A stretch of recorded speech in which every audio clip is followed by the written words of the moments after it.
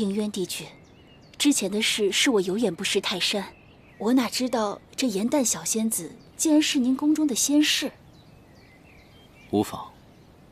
没想到颜淡小仙子仙灵上清，写的竟是创世之战。四位帝君忠勇无双，天庭上下理应多多学习。帝君一番苦心，小仙着实钦佩。是他写的《创世之战》。是啊，颜淡仙子不仅美貌出众，而且才华横溢，比例深厚。可有戏本？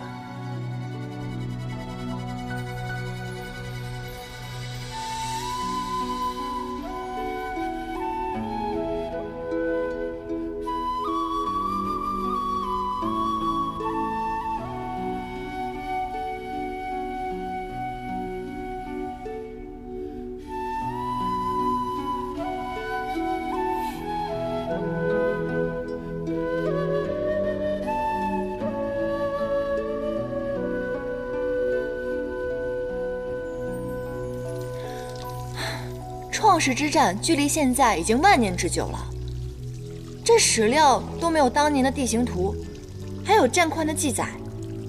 结果你看啊，这张地形图上都写得明明白白的，而且这儿还有批注呢：九旗族备战之后可以转换视角讲述，这正合我意啊！哎，这究竟是何人做的批注啊？万年前的大战地形，还有出兵策略，都记录得非常清楚。若非是参加过战争之人，绝对不会了解这么清楚。这究竟是谁在帮咱们啊？我知道是谁。谁啊？田螺姑娘。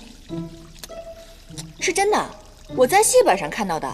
这是凡间的一个传说，说是有一个非常善良的凡人，但是生活得很辛苦，于是这个田螺姑娘便在晚上的时候替他洗衣做饭。这不巧了吗？你看看我，也是一个善良可怜的小仙士啊！啊，好，你说什么就是什么啊！我太聪明了，我能清楚知悉九旗一族的行军路线，此人或许知道当年灭族之事的真相。本君批注之事，不便让旁人知晓，以免徒增聒噪。应渊帝君平时日理万机，竟然还有时间给颜淡批戏本子。看来这个颜淡可不一般呢。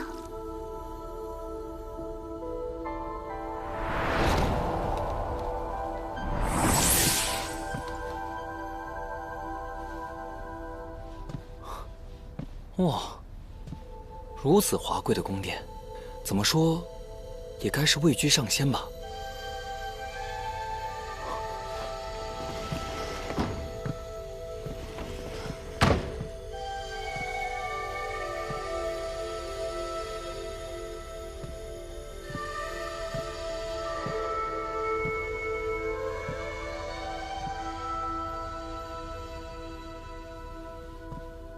你深夜造访，不会为好奇而来，意欲何为？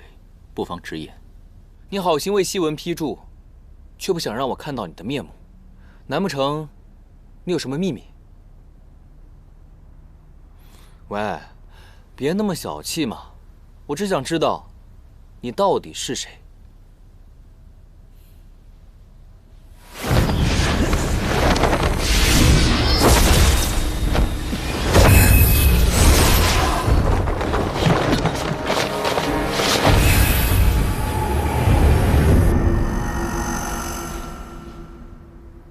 九旗遗孤，你能识得九旗之力，那昔日创战之时，九旗抗战之际，你必定到过阵前。你为何人？能否告诉我，他们是因何而亡的？我知道的和你别无二致。创世之战时，我驻守在仙界，与九旗一族不在同一个战场。战争之初，九旗的确骁勇，屡克敌军，但修罗族强悍，各族伤亡惨重，增援有限。或许他们的确已经尽力了。我不信。你信也好，不信就罢。你既然有幸能存活下来，最好忘记这段记忆，好好的活下去。可是我……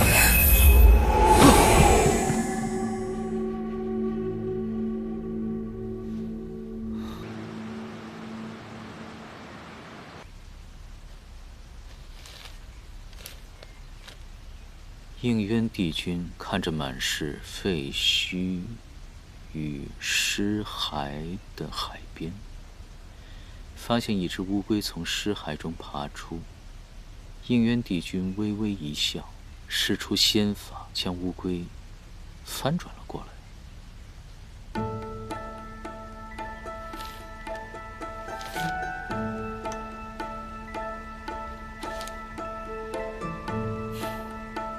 胡闹！不好啦！不好啦！不好啦！大事不好啦！颜淡，近之一劫，你愈发放肆。本君让你进来了吗？何事如此慌张？说实话，我也不知道为什么慌张，只是外面的仙士都如临大敌，慌乱如麻。是陆景让我跑进来告诉你，说是什么火德元帅来了。他是什么人啊？火德怎么来了？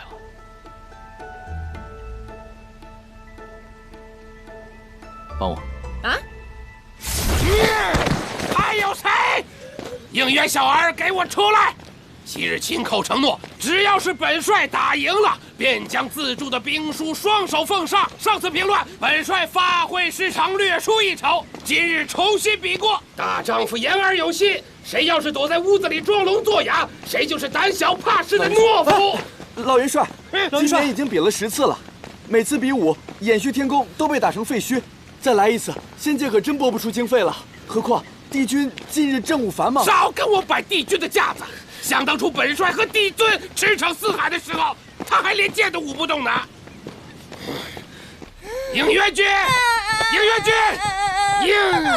帝君，你醒醒啊！你怎么这样了呢？为了几个奸细，几天几夜不眠，而如今又为了兵房之事，往返于天机阁和练兵场之间啊！您年纪轻轻的，怎么就病倒了呢？虽然病在您身，可却伤在河宫仙士所有人的心啊！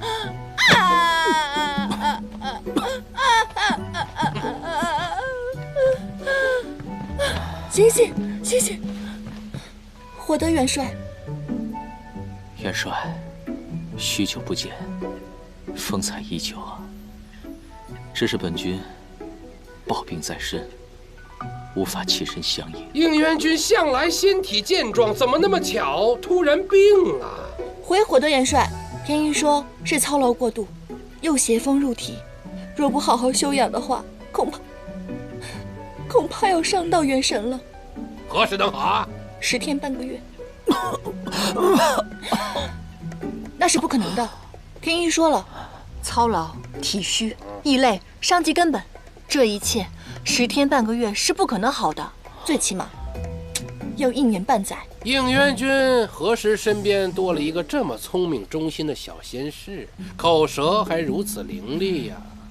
这是新来的小仙，行事比较鲁莽，望元帅不要见怪。既然应元君身体抱恙，看来比武之事暂且只能放一放。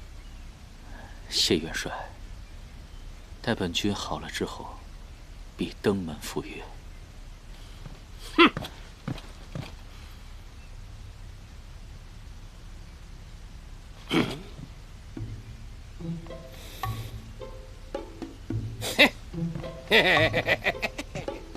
帝君染病，本帅身为长辈，怎能安心离去呀？既然这偃虚天宫没个会伺候的，那么本帅便留下来照顾一二。元帅，这等小事，怎能让您操劳？您是仙界当中仙龄最长的上仙，不敢劳烦。应元君无需见外，自古以来便有中仆挽肉救主，常便便急的佳话。既然这小仙士如此忠心，想必不会推辞吧？哎，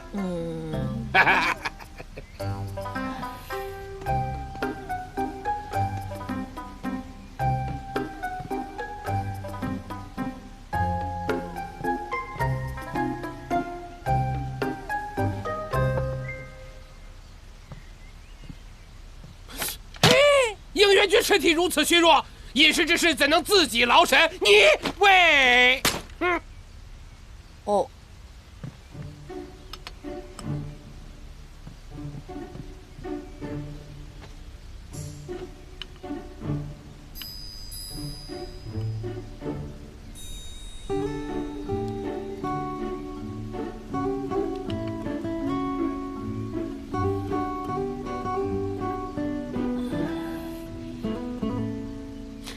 这是本帅的秘方，虽然苦了点、咸了点、臭了点，但专治风邪。应元君如果不愿意喝，想必是这小仙士伺候的不周。来人呐！不必了，喝。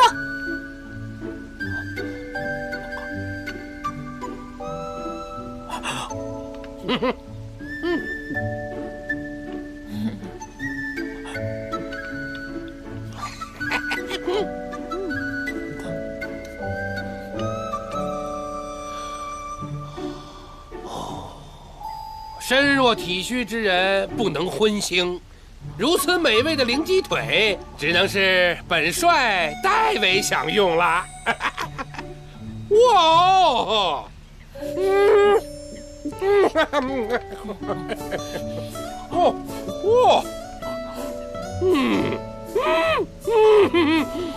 对，不能荤腥。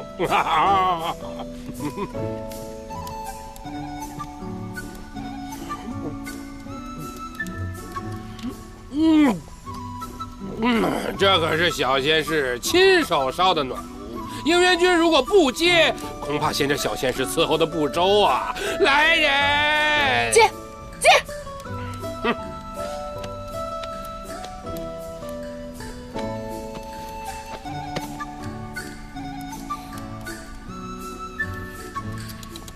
真是主仆情深呐！这身弱体虚之人最怕受凉，我再叫青云烧个10个大火盆过来。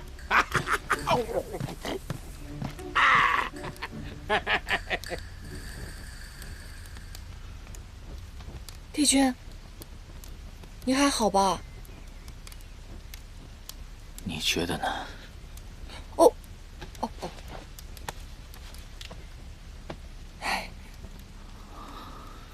帝君，要不然您就把兵书给他吧。这老头现在天天想让我割肉给您治病呢。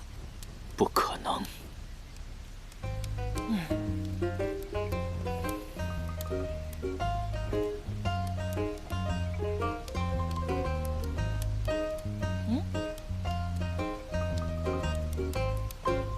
饿了。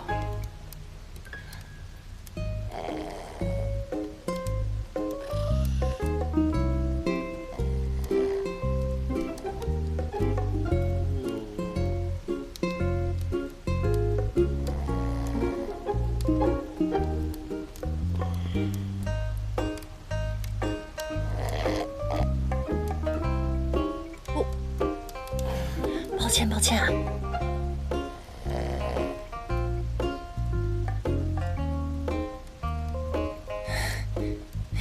你倒真是个中仆，演技不错啊。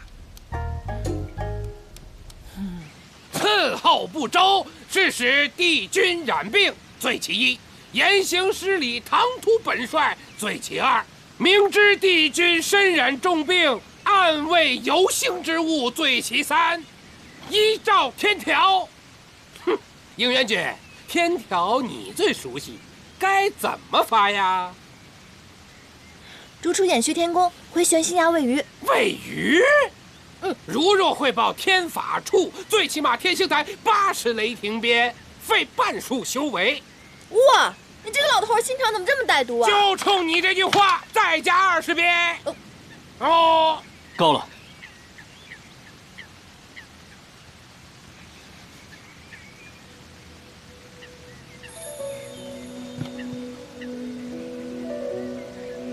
此书本君苦心编撰千年，还有最后一章尚未完成，因爱惜物件，所以才不愿借出世人。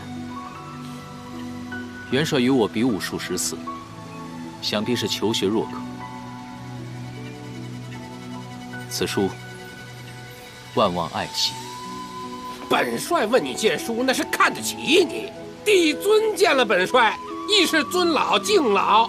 哼，本帅凭什么接受你的指点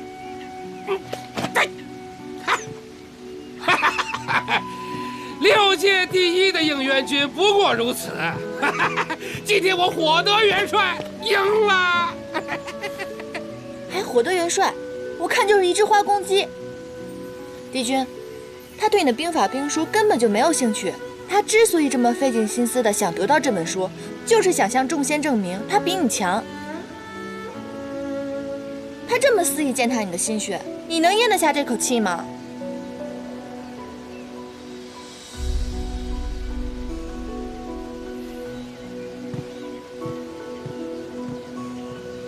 若非比试，私自对神仙动武视作有业暗害，触犯天条。火德是天庭里资历最老的神仙，连帝尊亦对他无可奈何。帝君向来守规严苛，这气啊，咬碎了牙也只能咽下。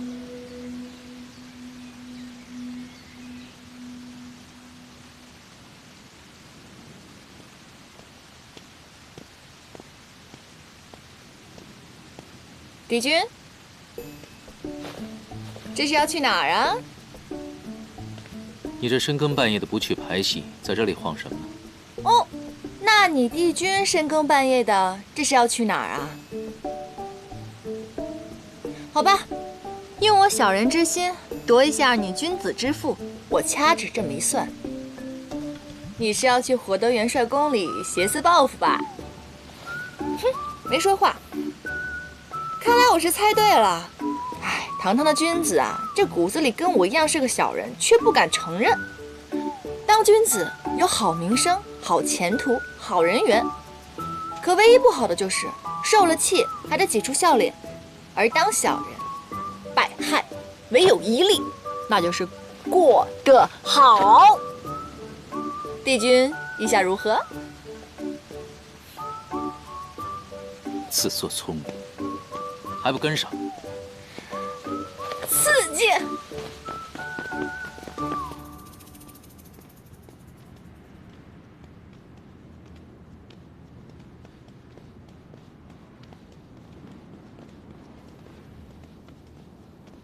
应元帝君，火德元帅已经睡下了。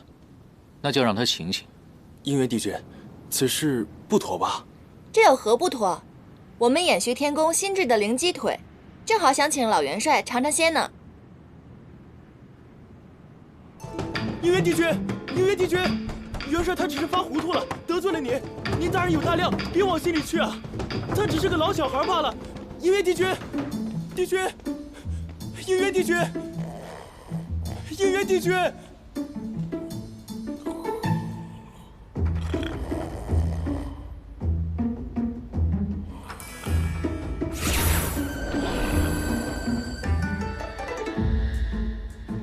3天2头的来比武，输了就把我的后院砸得稀巴烂。本君念你仙灵长，给你个台阶下，你倒反客为主，教训起我来了。盐蛋给本君弟吃的，你就要打他80雷霆鞭，哼，当本君圆寂了。就是，帝君，您给他施的什么咒啊？禁食咒。日后他要见了他自己喜欢吃的灵鸡腿、八宝蹄膀，就会反胃作呕。不过也好，少吃荤食，延年益寿。没想到你做小人比做君子还有天赋啊！没给他下禁酒咒，已经对他是莫大的客气了，还不赶快去找？收到。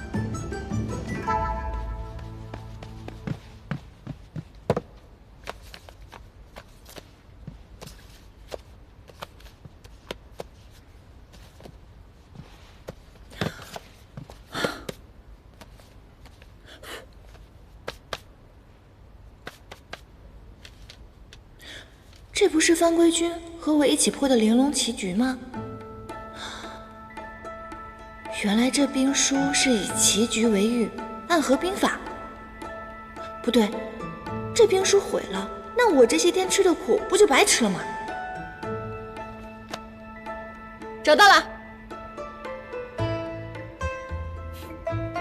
那就走吧。等一下。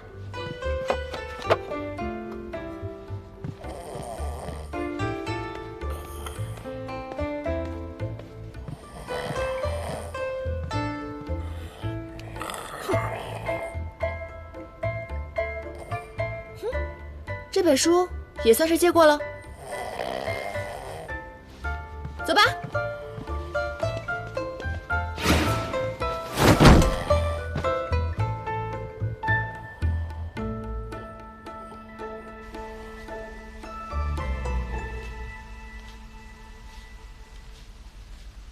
千载的光阴，6界之外，本君唯有的这一点点小小的喜好，都不能保全吗？我不敢拍胸脯说我一定可以，但我可以勉力一试。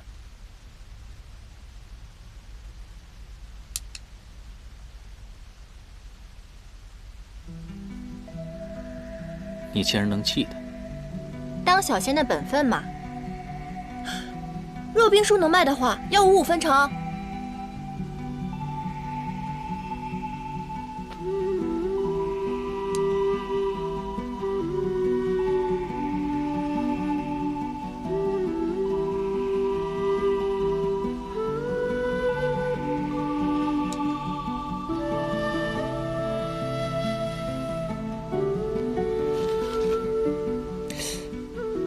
奇怪，我明明将与你下过所有的棋局都已经记下，那这一局是？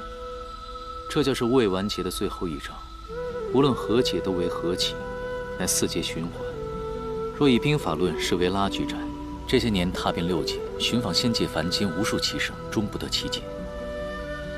你若了我遗憾，本君圆你一个心愿。真的？让我离开延续天宫也是可以的。凡本君力所能及的，不违天条，不伤他人皆可。不过，你可别高兴得太早。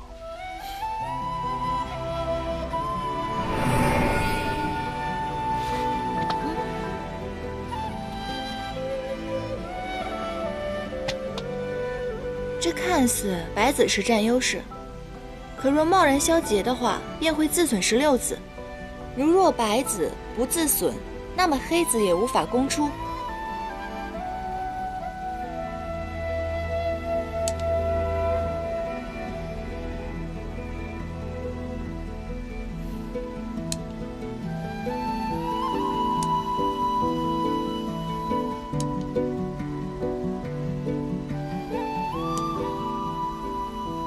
和棋，重来。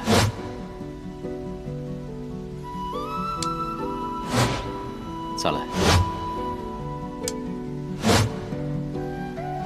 等一下。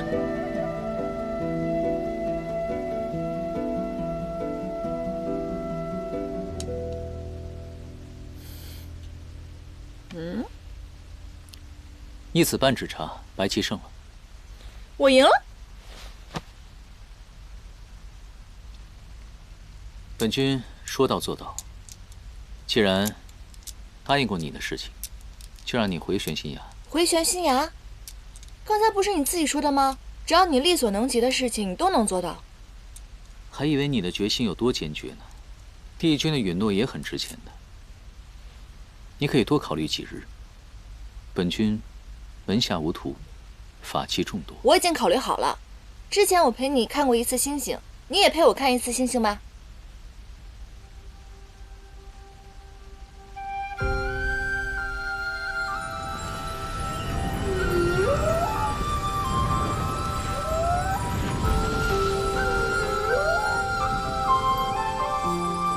哇，好大的鲲啊！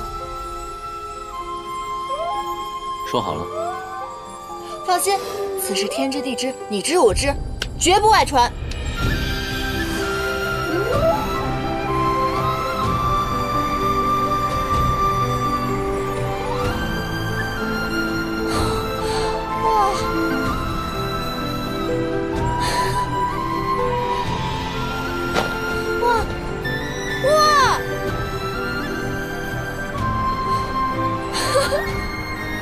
这边也有啊！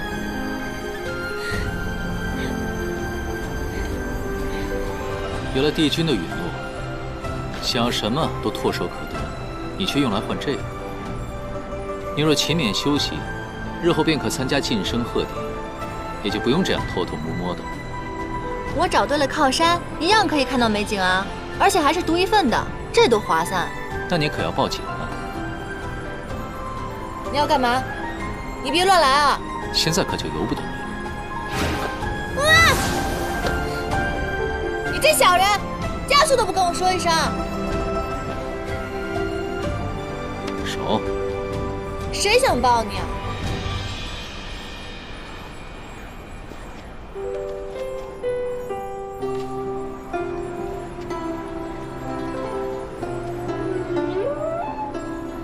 这样的赐福我经历过千百次，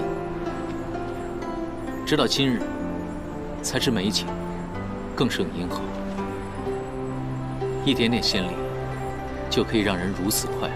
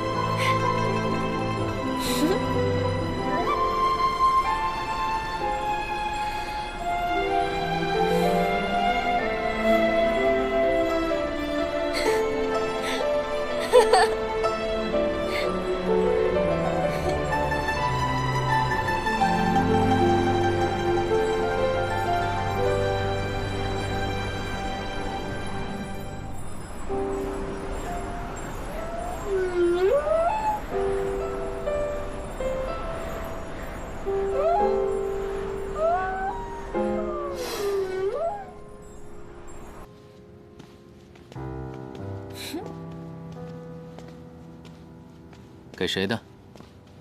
秘密。秘密？屁是没有见过赐福的微末小仙。你干嘛？你还给我！你干嘛？还给我！本君可提醒你，修仙之人不可有情。你这人心眼怎么这么龌龊？这是给芷溪的。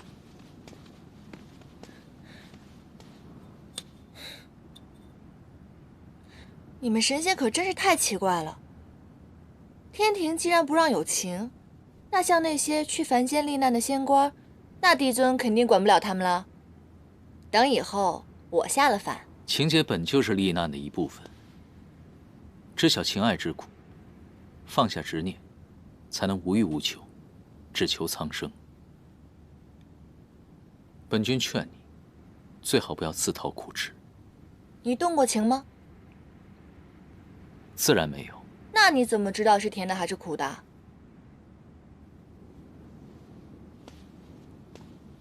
哼！深夜擅闯天机阁，是何宫何殿所派，所为何事？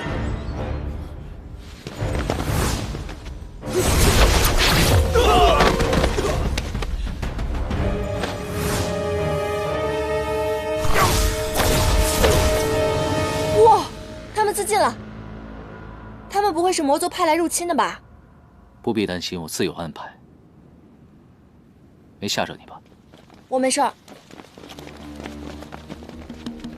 参见帝君。帝君料事如神。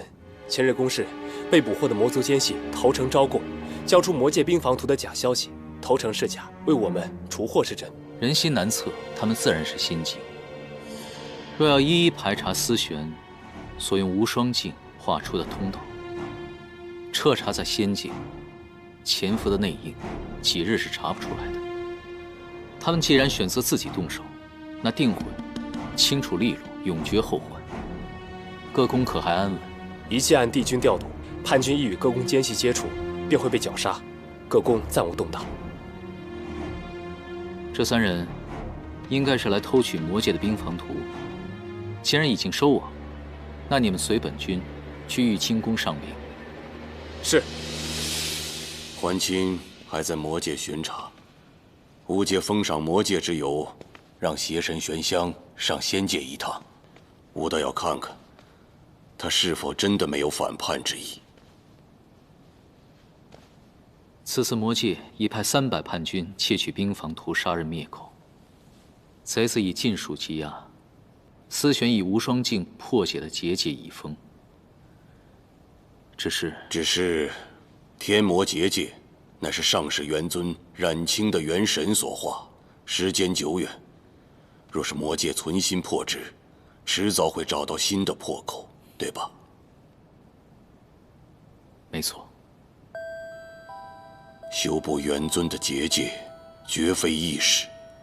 即便是倾尽仙力，力竭而亡，吾也未有十全的把握。此事，你让吾再想一想。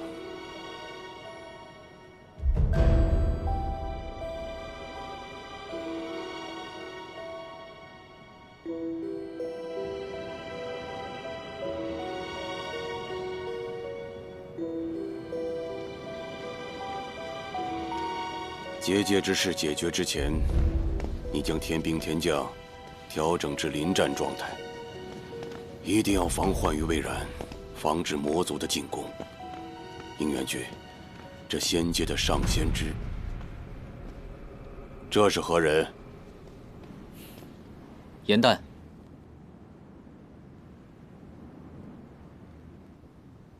严旦。无知仙使。玉清宫是让你打瞌睡的地方吗？见了帝尊还不行礼？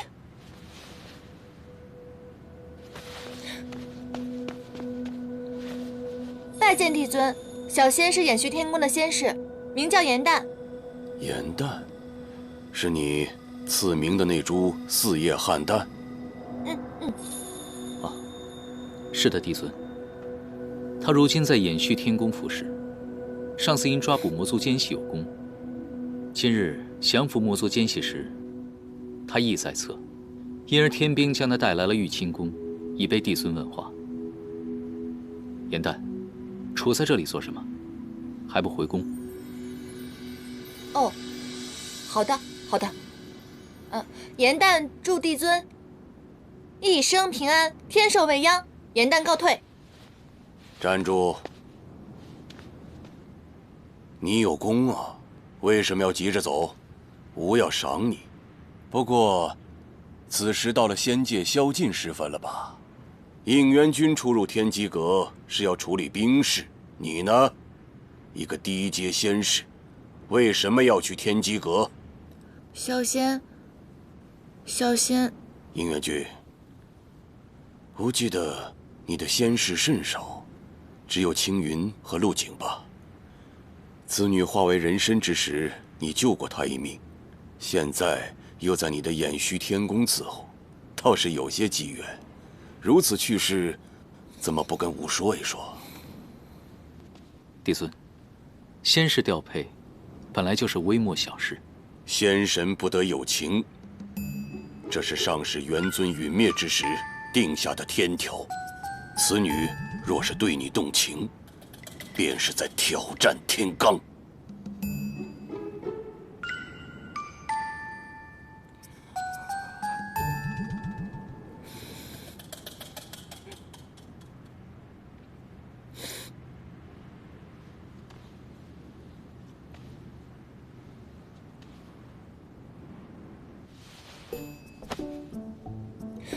帝尊，请您为小仙做主。为了应元帝君的清誉，请您将小仙逐出延续天宫，也算救小仙一命。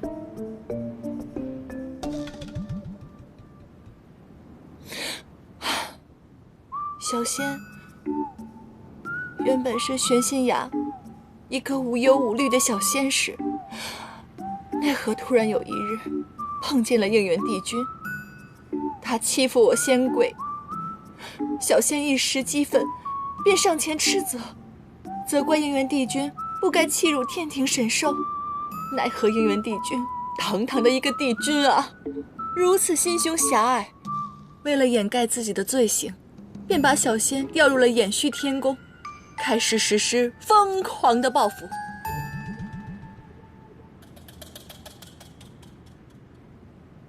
帝尊面前，你休得胡言。一公之大，添砖补瓦，打扫拖地、洗衣做饭，全部由我一个弱女子来做。小仙虽然仙龄尚浅，可是小仙的内心受到了极大的伤害呀，帝尊。够了啊！你这小仙牙尖嘴利，颠倒黑白，分明是你损坏了本君的混元玉带，尚未修好，如今就想离宫。帝尊慧眼如炬，他怎会轻信？小仙没有胡说，帝尊，请您一定要为小仙做主啊，帝尊。那你深夜去天机阁，所为何事？是这样的，小仙最近写出了一出戏，名叫《创世英雄传》。这出戏是小仙为瑶池盛宴特意写的。可是白天的时候，延续天宫的差事实在是繁忙，小仙只能晚上到皮相殿偷偷练习。可奈何晚上的时候月黑风高，小仙一时迷了路，便碰到了应元帝君与贼人交战。小仙虽然仙龄尚浅，可是小仙有一颗为六界抛头颅、洒热血的赤诚之心，便勇往上前。仅是如此吗？是真的，帝尊。若帝尊愿意的话，小仙可以现在为您表演我已经写好的段落。话说万年前，天地初开，日月混沌，人与妖。哎，好了好了，小小年纪这般聒噪，别说应元君了，吾都想罚你。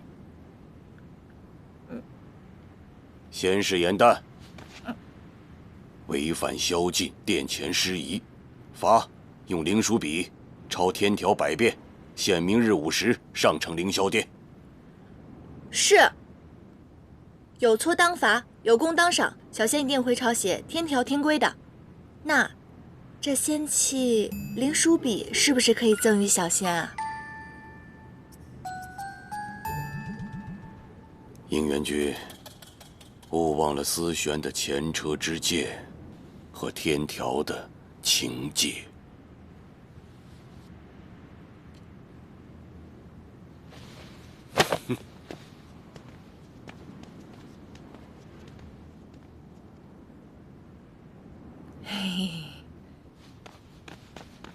实属无奈，为了证明你我二人纯洁的关系，只好出此下策了。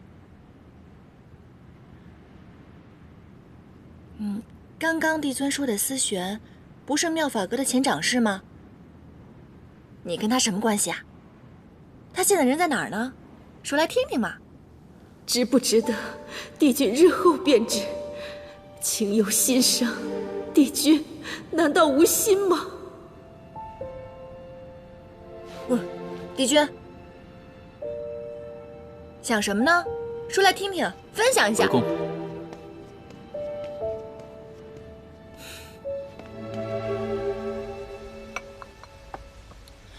灵书笔，一听到这个名字就知道是个很厉害的法宝，没有想到只是抄抄天条就能得到如此厉害的法宝，真是赚着了。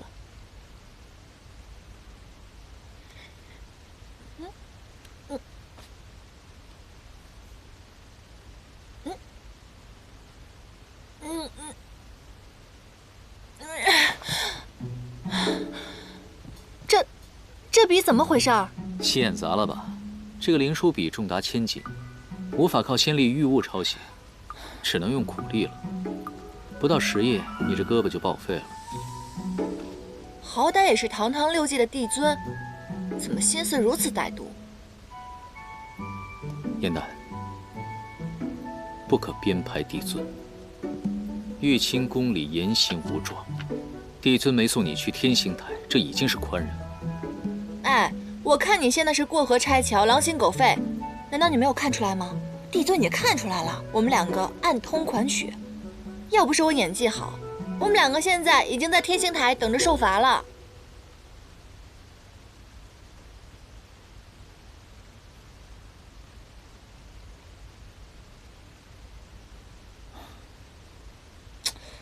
你这个人从玉清宫回来以后就神神秘秘、心事重重的，难道不会被帝尊说中了吧？你犯了情戒！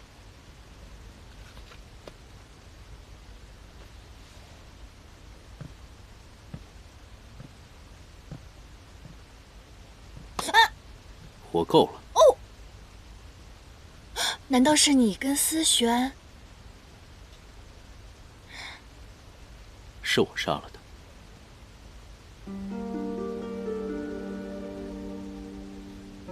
你为什么？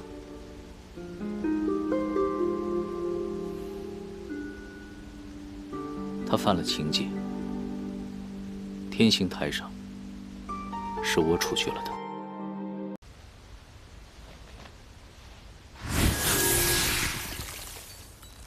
冰锥刺骨入髓，反复无休，极寒刻骨，痛若凌迟，至死方歇。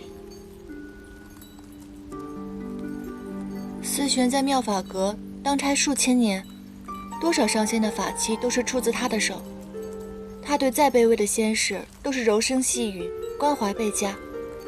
他受的这一些苦刑，皆是因为动了情。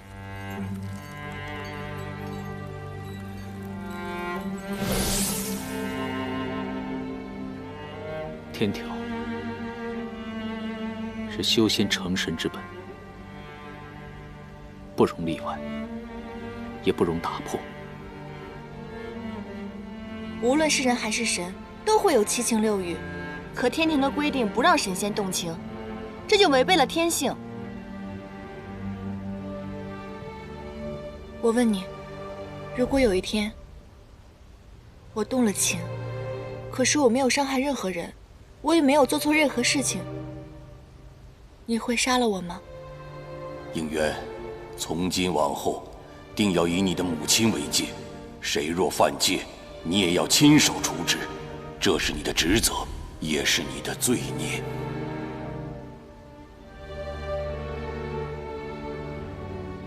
我会杀了你。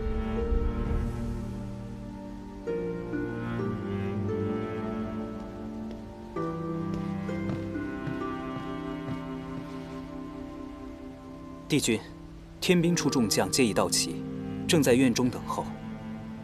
100遍，一个字也不能少。美军各拨出2支精干小队，轮班交替，于仙界各个要害之处防守巡逻，严查死守。天机阁天兵处如有进出者，除帝尊与4帝君外，都需要严格的盘查。如今情势微妙，小仙不得不问句不吉利的话：如若魔界率兵来袭，共同攻打东南西北4大天门，各军正值小队换班之期，是否会打乱我军阵脚？无妨。本军的兵书当中，讨论最多的就是多战场拉锯战，正好能解此顾虑。4节循环，这棋局又称长生劫。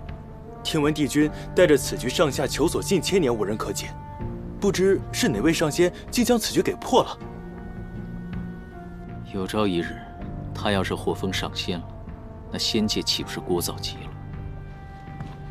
这棋局，正如这棋面所示，看似巡逻防守的小队是闲棋废子，实则乃是成败的关键所在。你说这破局者究竟是何人，竟如此高明？是啊。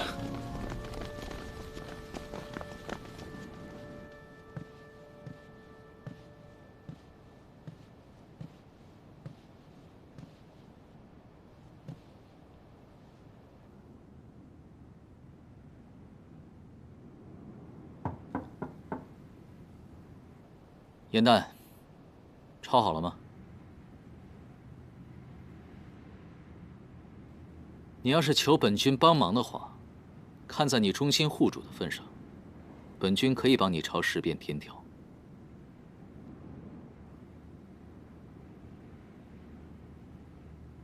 方才我不是那个意思，只是让你谨守天条，莫做出离经叛道之事。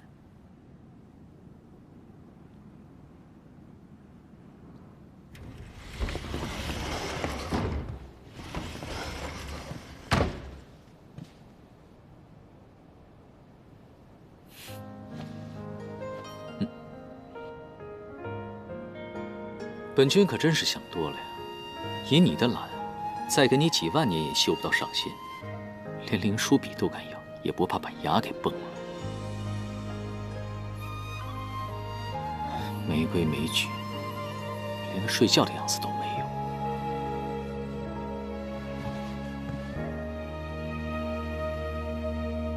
做一粒通宵八荒的心，碧落无惧到流泪的人间去，却以为常有四海的雨，尘埃如洗，难过欢喜都轻易的忘记。你掠过了青丝缠入指尖，还沉迷于一瞬间花开的时息，偶尔兴起也泛愁绪，温柔捂住了一颗心，情不自禁的分一半出去。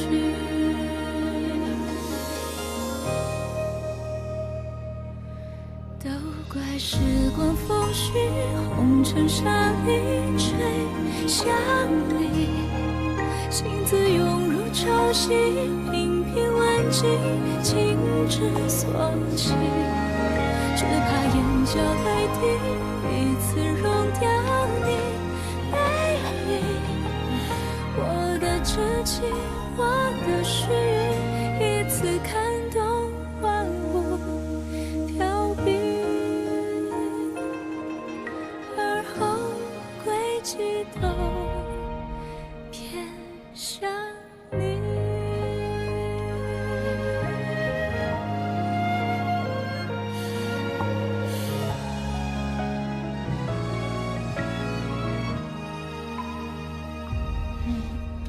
望着你，是最近的远行，比苍生多一点爱你，但你为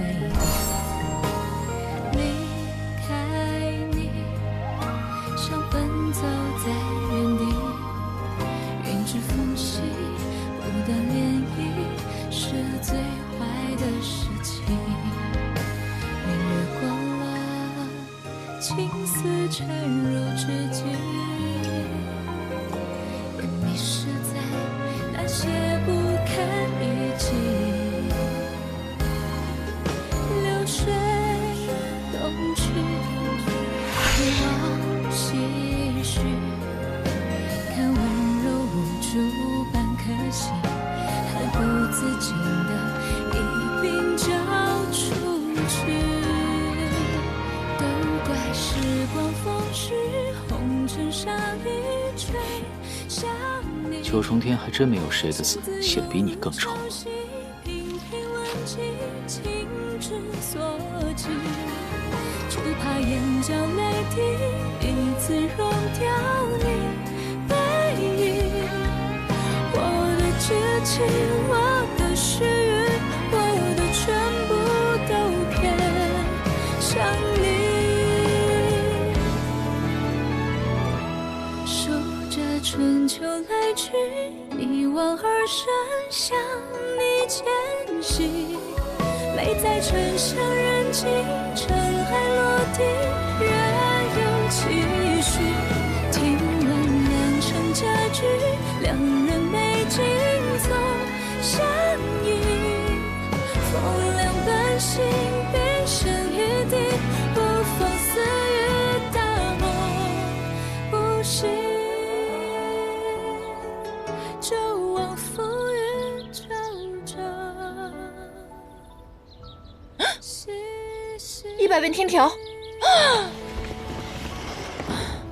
呦！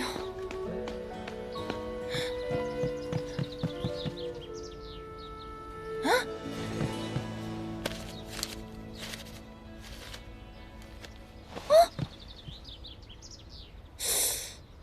难道是昨天我糊涂了？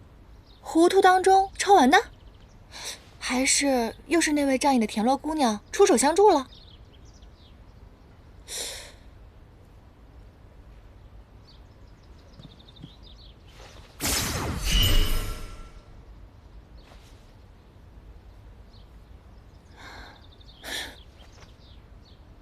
应渊这个小人，都承认小人了，还干这么无聊的事情，没意思。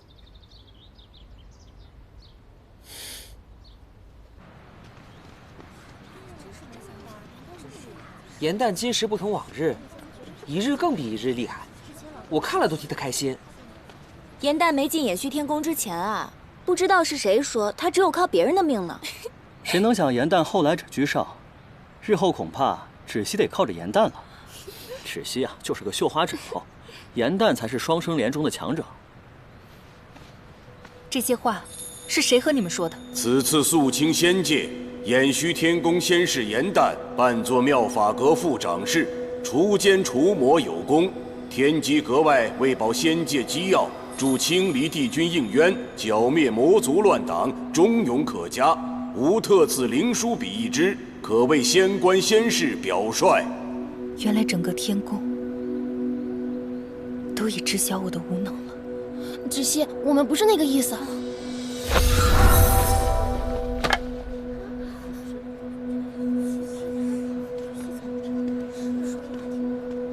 看来你的妹妹拿你的无能邀功去了。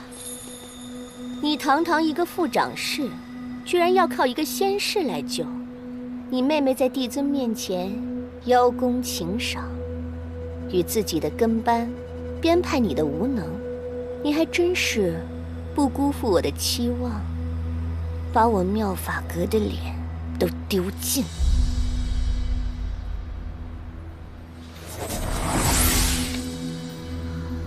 知道你怨恨不甘，可这羞辱你的告示是帝尊亲手所书，你任意揭落，可还把天条戒律放在眼中吗？芷溪知错，知错，那就捧着它，贵族3个时辰，让那些路过的仙士都来你身旁看看，你的好妹妹对你有多好。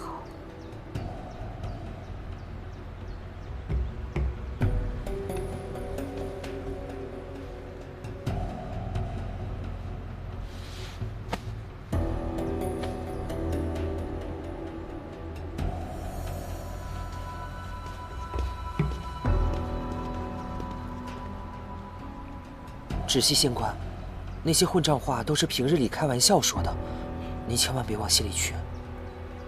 严旦平日里和你们说我是弱者，是无能之辈，拿这种话开玩笑，是吗？不是的，我们不知道，我们什么也没说过。走走走走。严旦平日里最在意这个姐姐，要是她知道我们说错了话，闹了这一出，那我们的戏就没法拍了。过几日瑶池盛宴，一切顺心顺意，芷溪自然就释怀了。你可别再多说话了啊！好。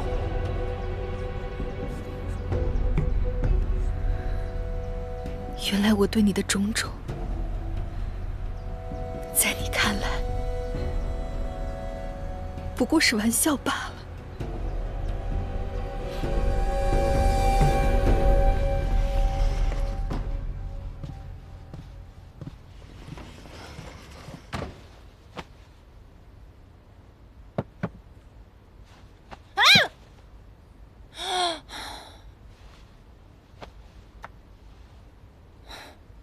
我说你这个小乌龟啊，是我辛辛苦苦的带你脱离了苦海，没有功劳也有苦劳，对吧？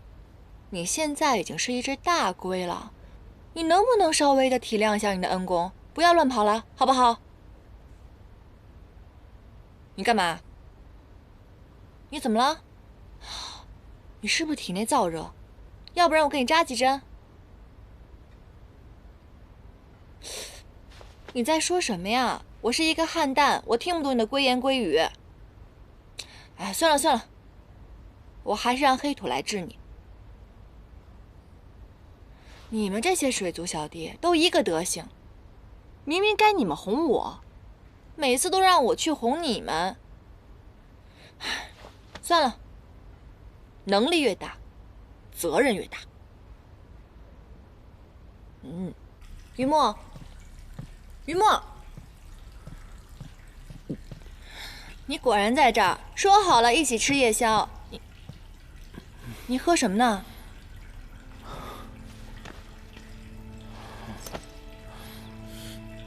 你居然在喝酒！你才多大？小小年纪不学好，开始学喝酒啦？这个东西虽然不好喝，可喝多了会使人快乐。快乐什么快乐？别喝了！你睁开眼睛看看，你看看我是谁？你知道吗？我不愿让仙界的人想起他们，但是我又想让他们想起他们。他们为了仙界，为了盟约，不惜牺牲一切，甚至牺牲掉自己的命。可是到头来又换来什么呢？我甚至从来就没有见过我的父亲。以后也再也见不到了。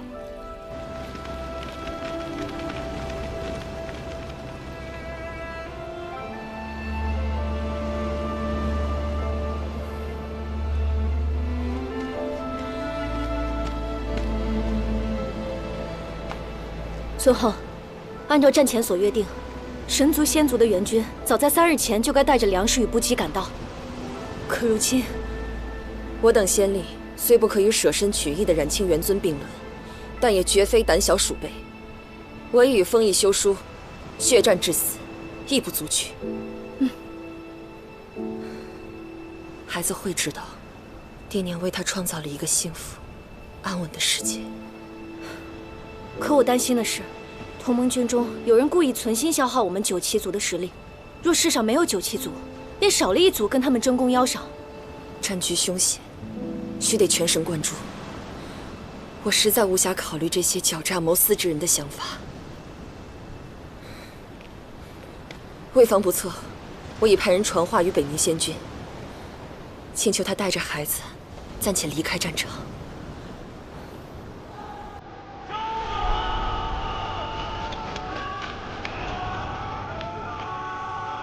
尊后，你伤得实在颇重，不宜出战了。无妨。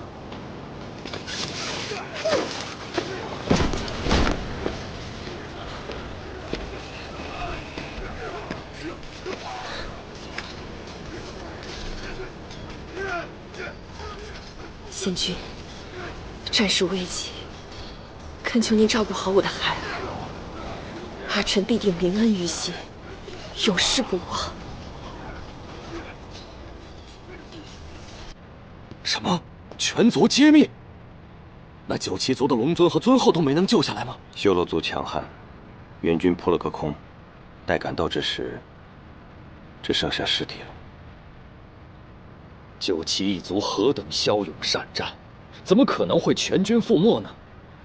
我知你一向与九旗族交好，还请节哀。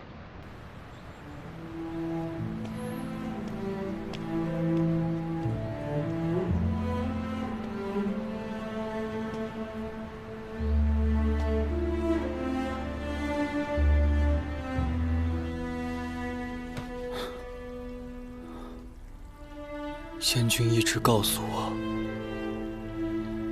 只有忘记才能活下去，但是他却没有告诉我，我该怎么忘记啊？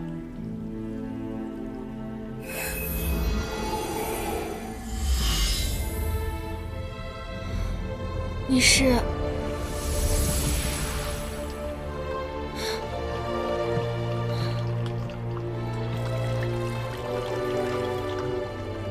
你居然是九旗！你居然是那条被我喂了800年的小黑鱼！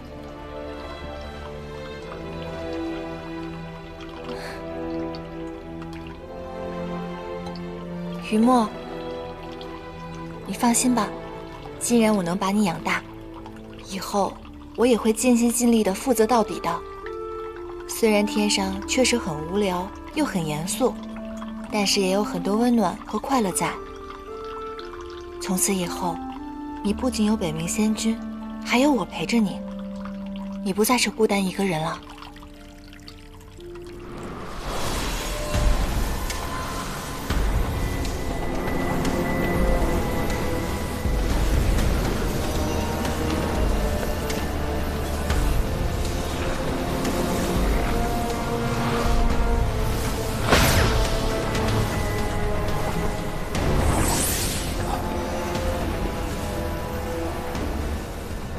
应渊，赶快住手！你这样下去会耗尽仙力，神形俱灭的。帝尊，我身负罪孽，更亏欠您的养育之恩，愿一命偿还，请帝尊成全。气换周身，汇集于胸，心无挂碍，神贯于灵。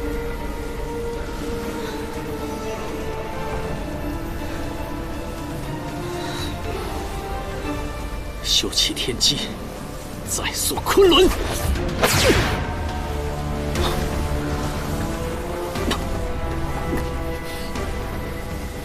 应渊，速速屏息收力。应渊，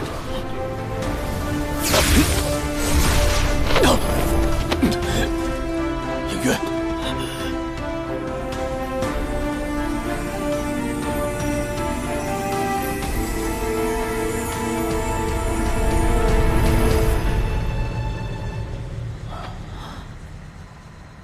献血邪灵入体，那将是毁天灭地之祸呀！应渊，你的血脉对于六界来说，是福还是劫？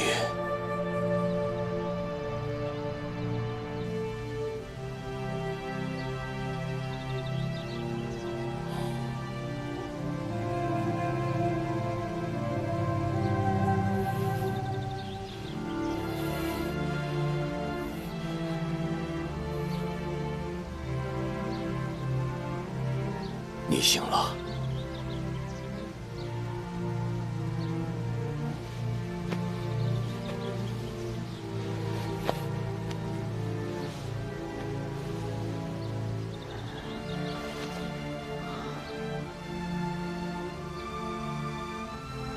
姐姐，你恶根未尽，险些入魔，一旦仙力亏损，便压制不住魔性。帝尊，我想再试一次。若是仙力耗尽，堕入魔道，恳请帝尊赐我一死，不必息容。应渊，你不明白，一旦你入魔，于六界而言，其灾祸不亚于整个魔界倾巢来袭。为何？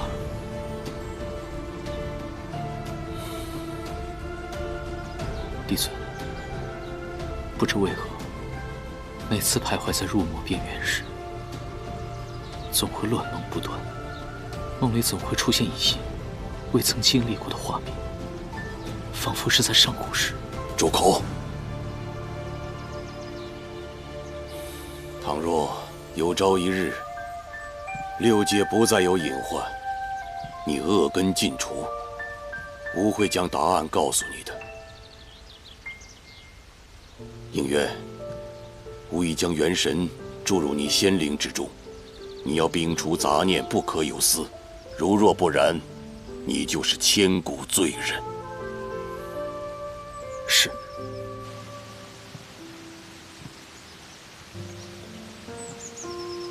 然且，你已化为风雨流云，望着这世间。放心吧，昔年之祸，吾必不会令其重演。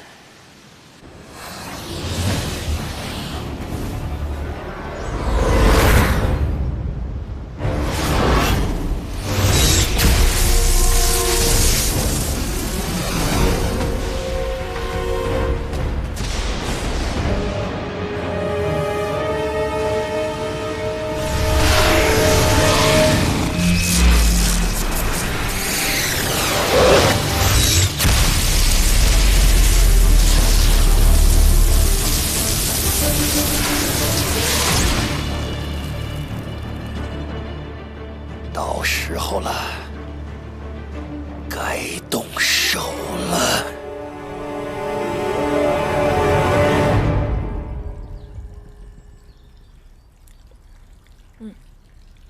严丹，昨晚的事情对不起啊。我也并不是有意瞒你，是因为这件事情让我知道对不起就不要喝那么多嘛。如今仙界守卫森严，如果你万一酒后失态，被当成了魔族奸佞，抓到天刑台上，不知道抽多少鞭子。哦。啊，算了，反正昨天我也喝多了，你跟我说的事情我都不记得了。真的？有一点你不许耍赖。什么事？不管你以前经历了什么，以后经历了什么，既然你认我这个朋友了，你就要言而有信。从此以后，不许生我的气，不许突然的消失。我可以说狠话，但你不能当真。有困难第一个跟我说，老老实实接受被照顾的命运，懂吗？那你这不是霸王条款吗？不服啊？服，全部同意。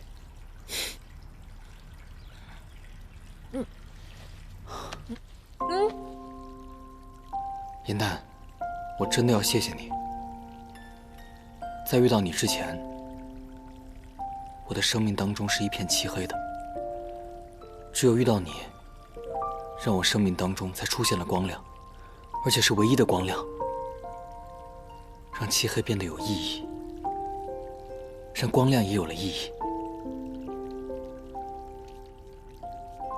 行，好，那个再加一条啊，除非以后我主动向你敞开怀抱，你不许这么随便占我的便宜。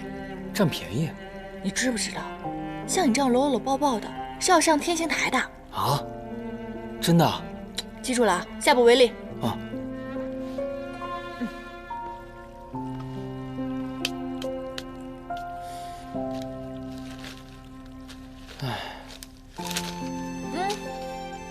我可是有文人傲骨的，无论这次你有什么意见，我都不会改了啊。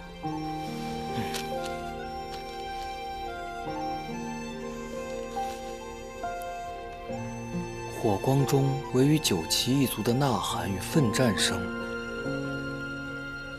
这算是九岐奋战而亡？我可没有这么说啊，这可是你自己理解的。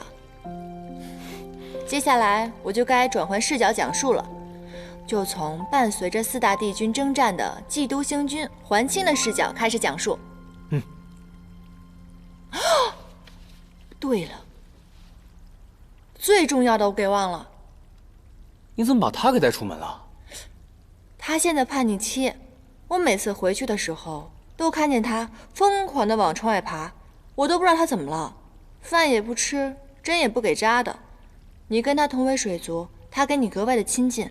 你快听听他在说什么呢？让我听听看吧。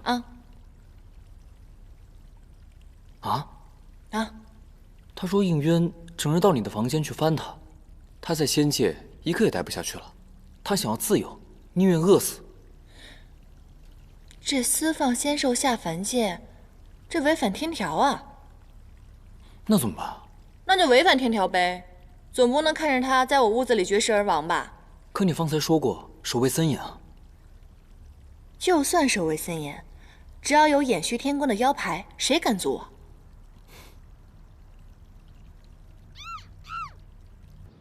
这地是扫干净了，你看这花花草草的都蒙灰了，还不赶紧擦一擦？帝君最喜欢洁净了，你们千万不要敷衍了事啊！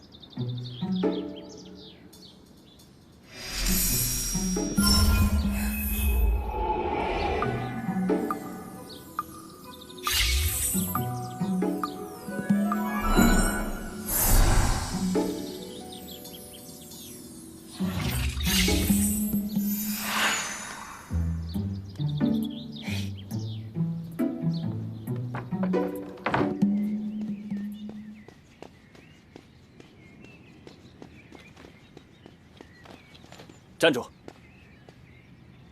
本仙下凡取物，向来畅通无阻，为何所来？青离帝君下了严旨，魔界不臣多番骚扰仙界安宁，为防贼人混入仙界，已将南天门封锁，非帝尊或帝君的腰牌，任何仙家不得出入。你看清楚，本仙是太幽星君，能是魔界贼人吗？区区小事，还非要我把应渊帝君请来吗？正是。荒谬！你如此对本仙，乃大不敬之罪，就不怕天刑台上的雷霆鞭吗？小仙职责所在。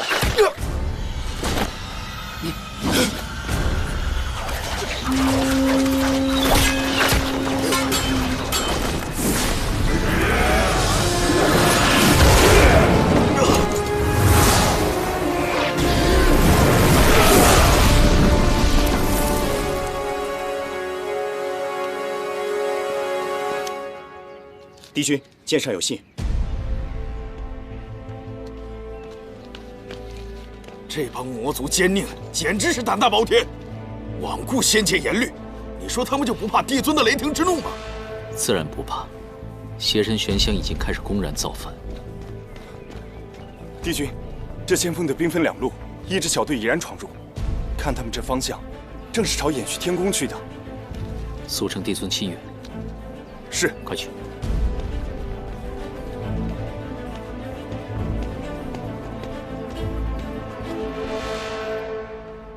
你说你啊，我本来想帮助你修出仙身，可是后来我看到你这个样子，小小的一只，呆头呆脑的。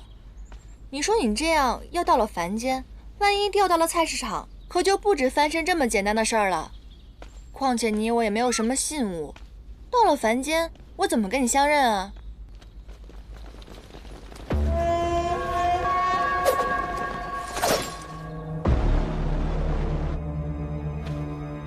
他是应渊宫里的，以他为质，抓住他！是。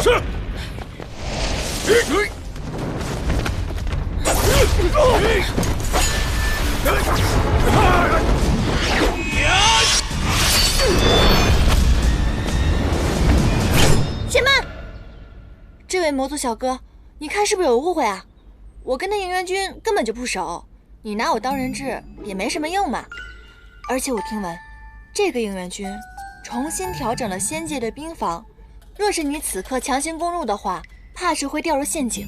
仙界之北，可有埋伏？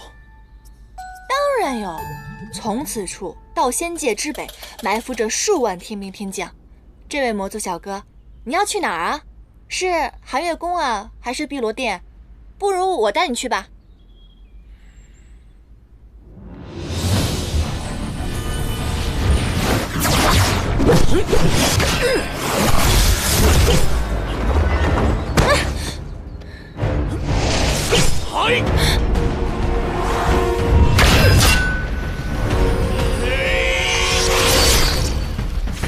破神刀。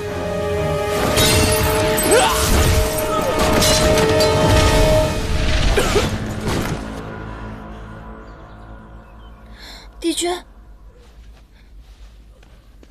怎么样？没事吧？我没事儿。破神刀是朔华长老的法器，乃魔界至坚，可劈山破海。想不到此物就伤不了你。你是朔华的爱将拓风，必是受了重托而来。说吧，本君不杀手下败将。我魔族大计，待你死之日便知。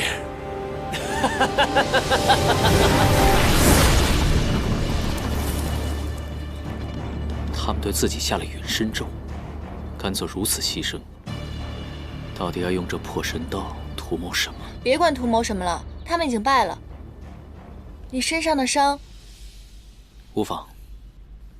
你怎么样？我没事儿。你刚刚明明可以用仙力抵挡，为何要以身救我？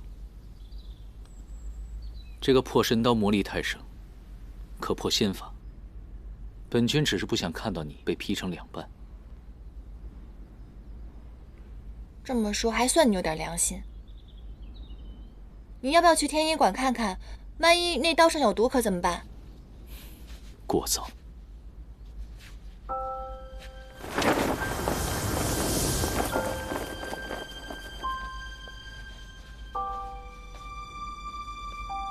你先回延续天宫，魔族对仙神界公然宣战，眼下大战一触即发，分秒必争。本君去殿前听命。嗯。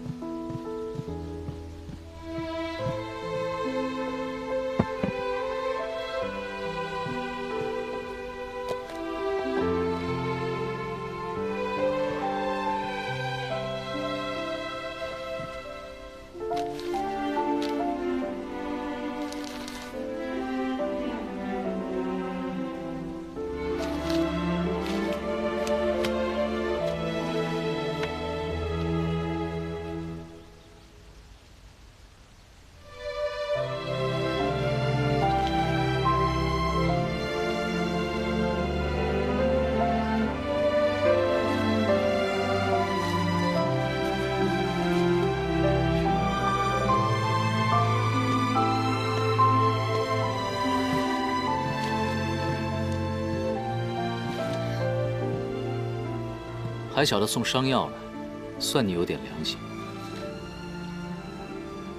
原来你就是田螺姑娘。创世之战乃6界划分之缘，非同小可。本君是怕你胡编乱造，牵连到偃虚天宫的清誉，这才批注一二。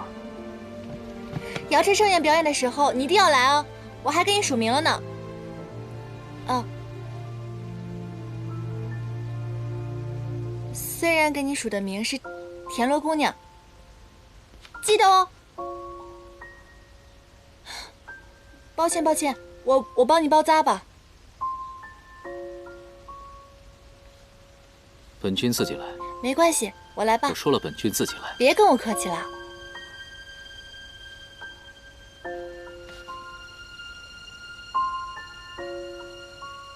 一定很疼吧？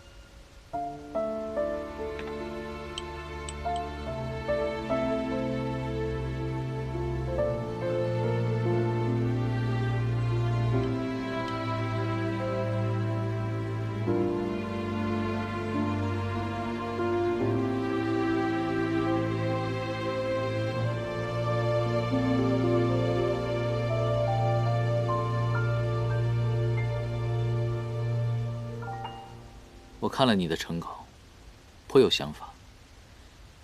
若是能演出来，必是能荡气回肠。可惜本君也不一定能看到。我最担心的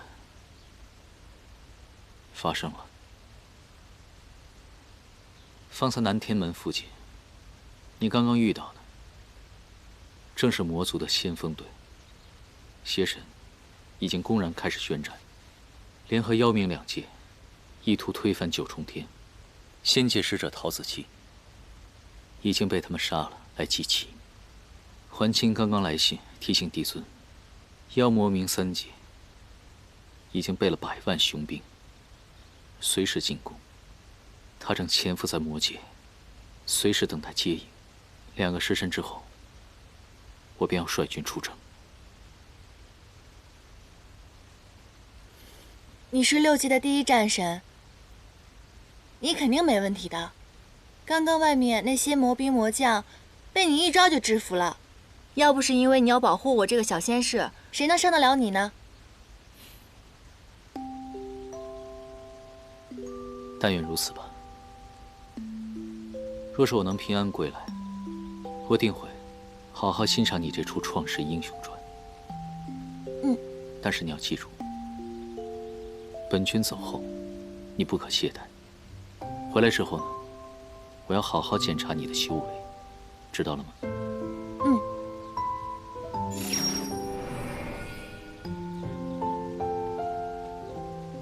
你不是爱自由吗？本君下凡之后就没人管着你了，到时候你就可以少吃一点苦，偷一点懒，活得更舒坦了，对吧？那你有没有查到那些魔兵带着朔华长老的法旗上天，到底是为什么？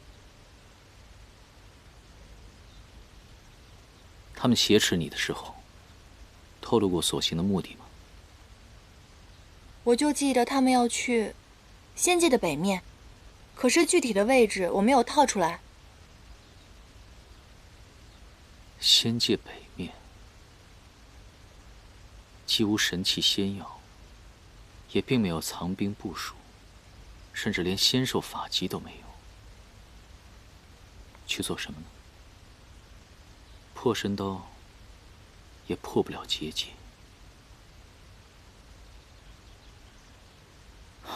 不说了，万一日后你……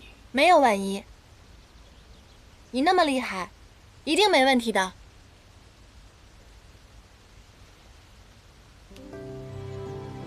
本君当然要回来了。我说的万一，是你一定要记住，日后再遇到这样的危险，千万不要以身犯险。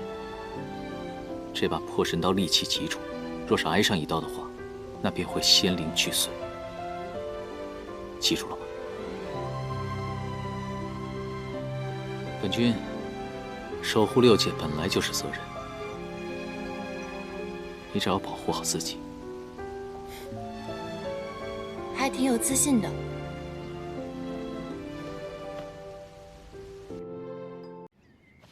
哎呀，我去战场是去驾驭灵兽，是去施法助阵，又不是挨刀淋雨的，你干嘛这么紧张啊？你看你弄这么大一个包袱，里面啊丹药、衣服什么都有，就差把棺材放在里面了，多不吉利啊！拿回去。仙君，有应渊帝君打头阵，你有什么可担心的呀？说不定明天此时此刻，那魔族已经认输投降了。你要是有这份心思啊，你就帮我好好照顾这个仙池里面的那些灵兽。2条小龙就要化出仙身了。这条小黑鱼也是化为人形的关键时刻，每天的灵药一定要给我喂足了，记住了吗？记住了。还有啊，哎，好，我都知道了。对了，咱这时辰也快到了，您就赶紧出发吧。我说的话都记住了。记住了。好。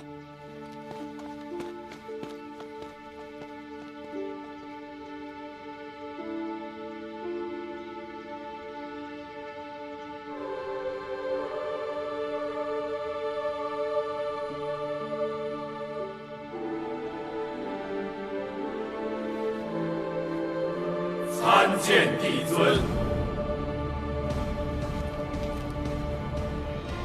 远古诸神，往生先烈，吾等幸得庇佑，天下承平已久。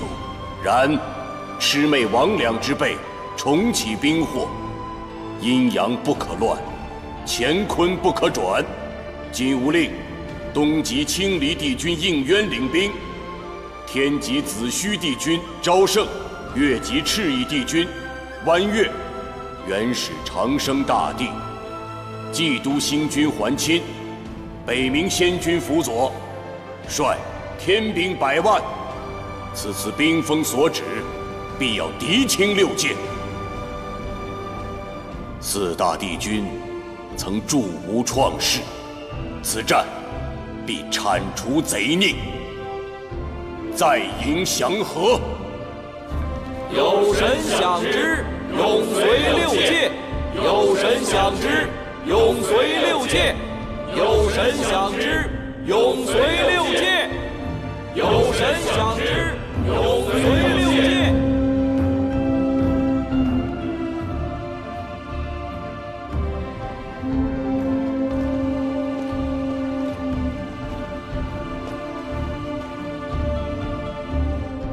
上神领兵，必得凯旋；6界不惊，山河有宁。仙界万圣，神界万圣。仙界万圣，神界万圣。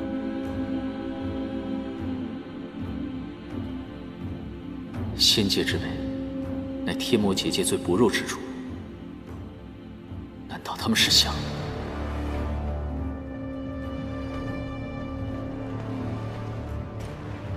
你们先按原计划赶赴魔界，我有事情要去查验，稍后便至。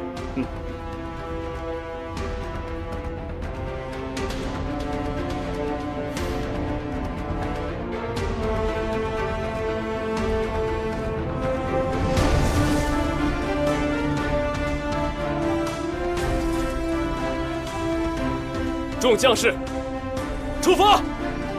是。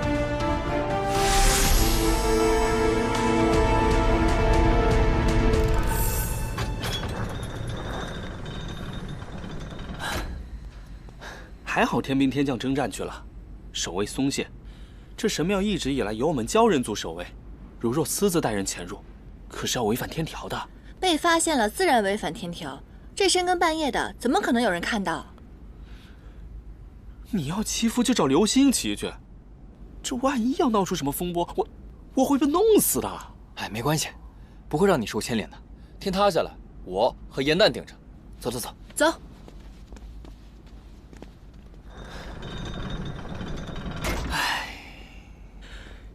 四大帝君保佑，可千万别生什么乱子。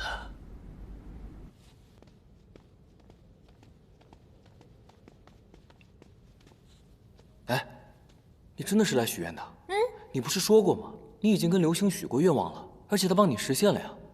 嘘，那个怎么能跟这儿比呢？这是众神众仙来祈福的地方，肯定更加格外灵验了。我的《创世英雄传》刚刚写完。瑶池盛宴数着日子马上就到了，我想请远古诸神保佑我们一举夺魁。真的？不过既然来都来了，不带回去素材，岂不是有点亏本了？走。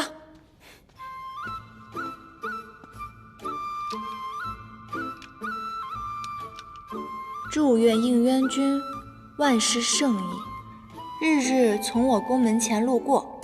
哦，梦离仙子，这个梦离仙子可是个大美人啊，怎么眼睛这么瞎啊？哎，你不是说应渊君他喜欢帮助别人吗？这可不失为一个好靠山啊！这么好的靠山为什么不要啊？难道说他长相不堪？长得也就那么回事吧，主要是性格无趣，非常正经。这嘴上天天说着天条，这也不许那也不许，结果不还是招蜂引蝶啊？你也别在这儿愣着，你去那边看看，没准能为我们的戏添加点什么真实的素材呢。去吧去吧。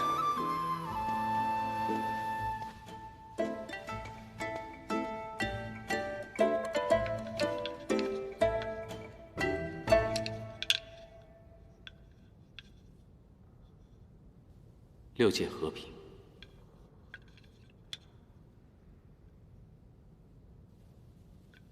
没想到私下还是这么无趣古板。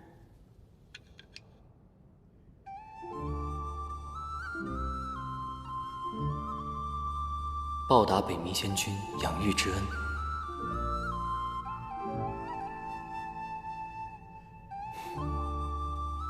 让严蛋日日开心。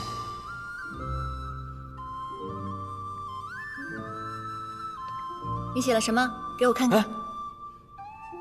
你这条小黑鱼还挺小气的嘛，不给我看一定是有秘密喽。难不成你有脚气？你才有脚气呢。我写的是让严蛋日日开心。切，傻子才信呢。哎，你怎么有那么多愿望？干嘛偷看我写的愿望？我好不容易才来一次，当然要一次许个够了。去，别看我。小气。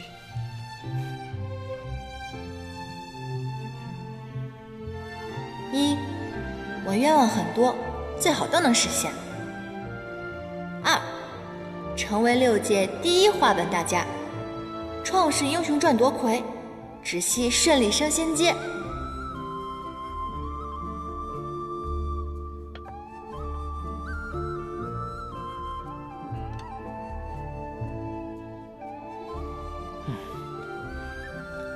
3，云墨开开心心。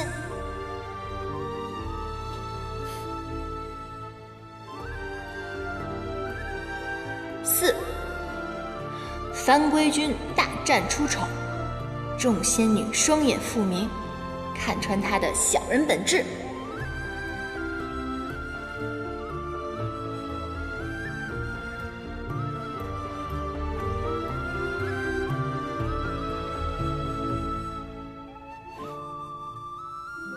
5，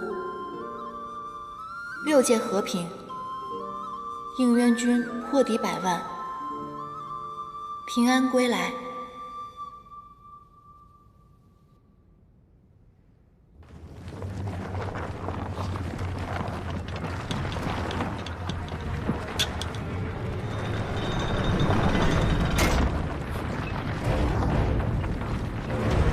我的天老爷，天要塌了！你们造了什么孽？这巨柱乃是神庙的基柱，一旦倒了，神庙必垮。神庙乃是瑶池的地心石，如若垮了，瑶池7个就会倾覆，水淹9重天，这是灭族的大罪啊！可是我们什么都没做啊，我们就坐在这儿写愿望而已啊！对啊，神庙贯通仙凡2界，难道凡间沦陷了？魔族以为要水淹仙界吗？全完了！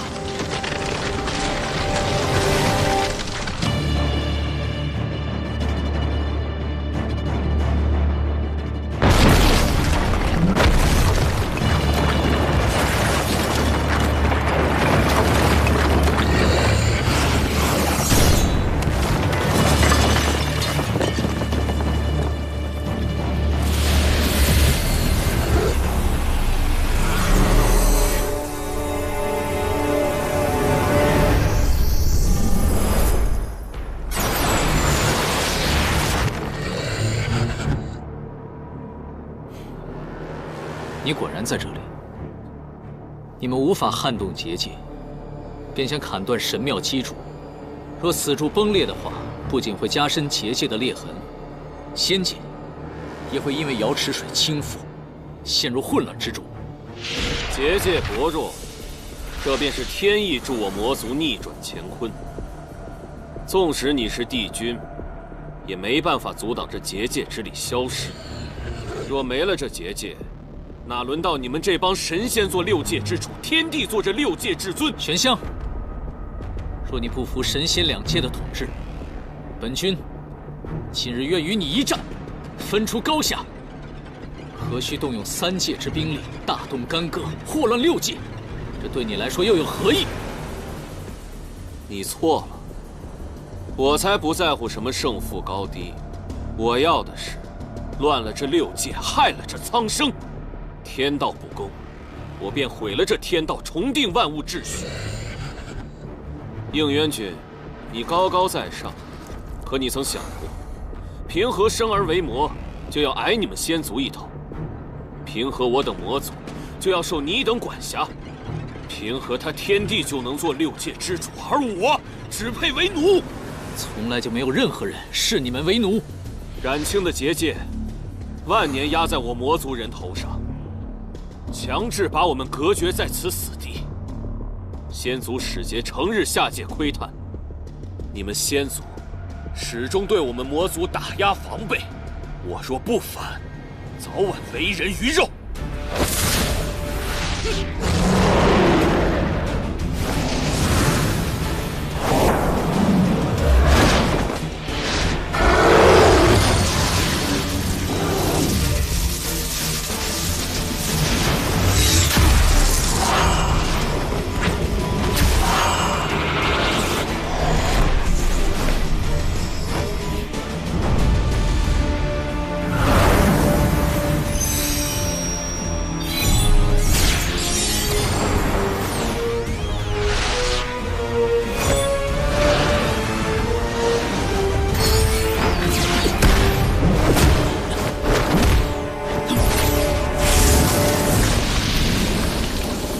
万年前，若无帝尊平息创世之战，你们魔族早就灭绝。这些年，你们不断扩张自己的领地，偷取仙界法宝。为了不引起祸端，帝尊从来就没有成见。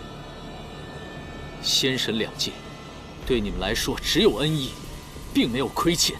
我魔族宁愿不要这恩义，自己争出一片天地。原来你是以族人的福祉为借口，成全你自己的野心。到头来，这些族人都会成为你野心的陪葬。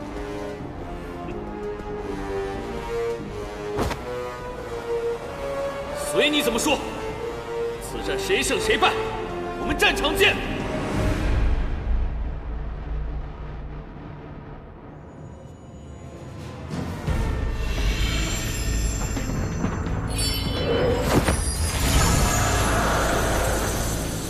你疯了！这郡主何等高大，你用真身连接救符，这和螳臂当车有何区别？亲自打回原形，重则元神俱灭。云墨。凤你也跟着疯，他好歹是个4眼汉丹，那又怎么样？而你只是个小黑鱼啊，朋友！投之以木桃，报之以琼瑶。我说过，我要与颜淡一起。天塌下来了，也我和他扛着。就算死，我要陪着他一起死。不愧是我朋友，好样的！好，死都不怕了，那要扛一起扛。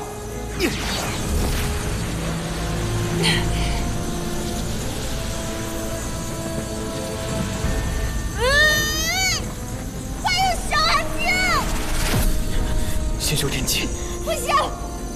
上古修炼之法与今日完全不同，死记硬背，难得精髓。快，倒转运功！先在玄藏，再修天机。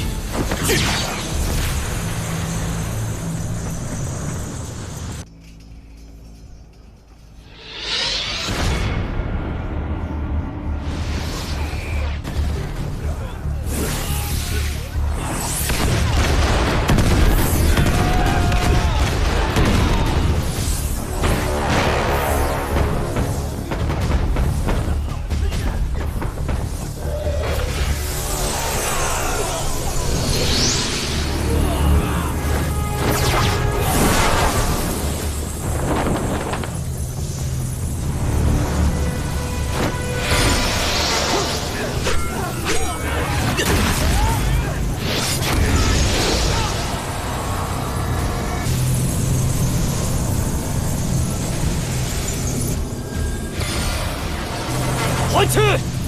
下界潜伏多日，想与应渊里应外合，击溃我魔族大军。我们不是不知，而是要留你这鱼饵，等着今日瓮中捉鳖。你与4大帝君向来竹爱分透，同气连枝，怎么如今他们连来为你收尸都不敢？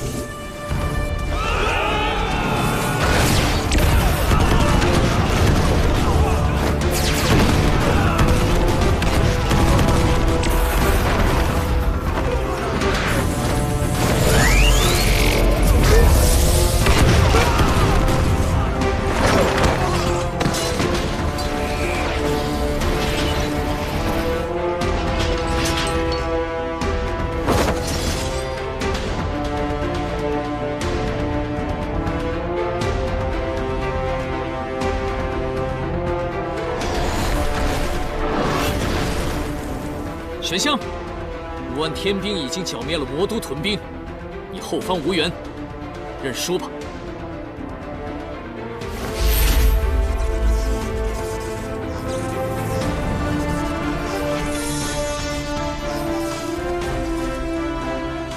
献我血肉，奉为神享，就此通天之力，逆转乾坤本源。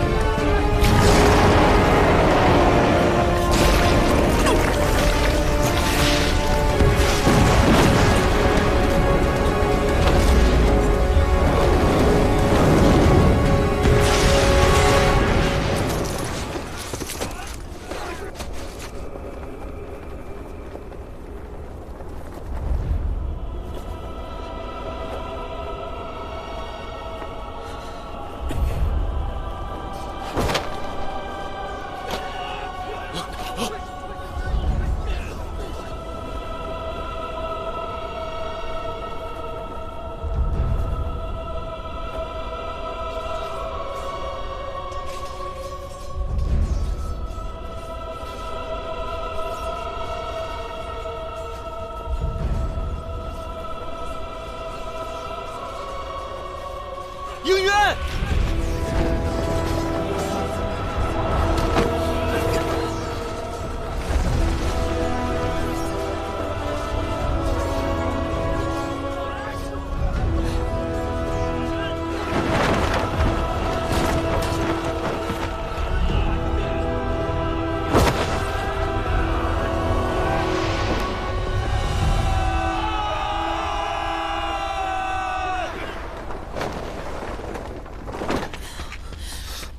应渊，你的眼睛。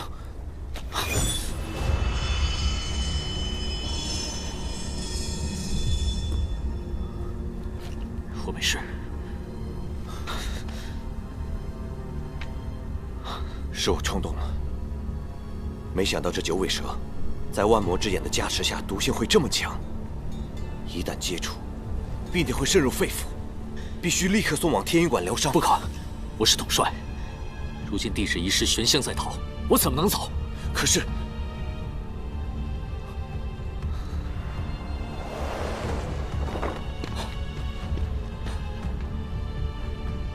你怎么样？我没事。出俄勿近，你们快追！我军已攻破敌方后阵，玄香狼狈逃窜，此战我们已经赢了。如今你伤势要紧，拖延不得。是啊，应渊，我会派人立刻送你回天庭的。别废话了，战事要紧，快追去！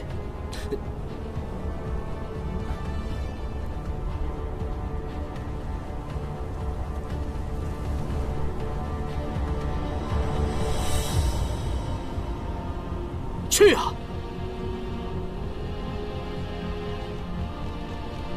好，好。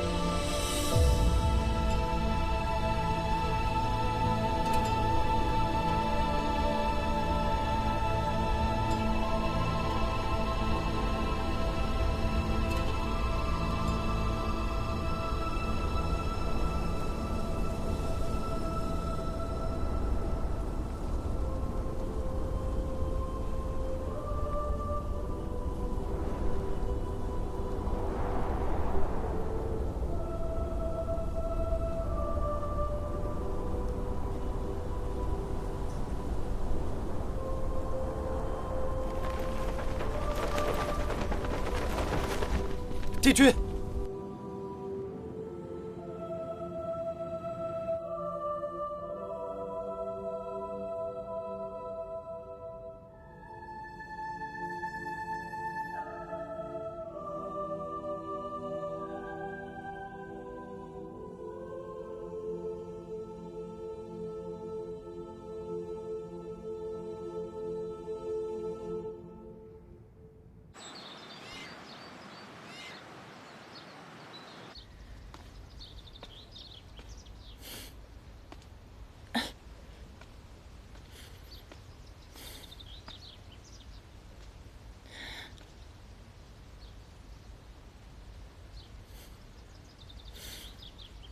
我知道了。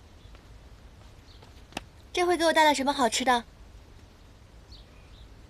你来偃虚天宫当差也有段时日了，如今又在战事，怎么还如此好吃懒做，不思进取？止息副长是此次前来，是因仙魔之战急需法器疗伤。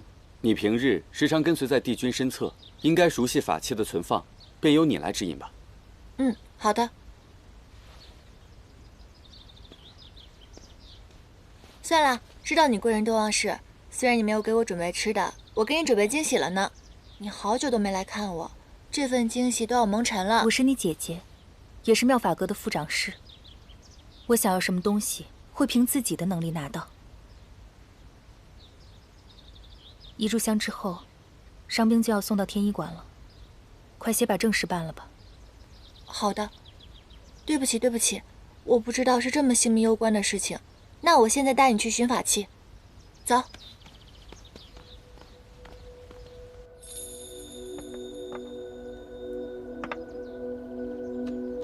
还差赤云鼎和缠金断。这两个法器我平日连面都没有见过，番规君也从未提起过。姐，你确定是在偃虚天宫吗？妙法阁登记造册从未有误，是你自己办事怠慢，不熟悉宫中的物件。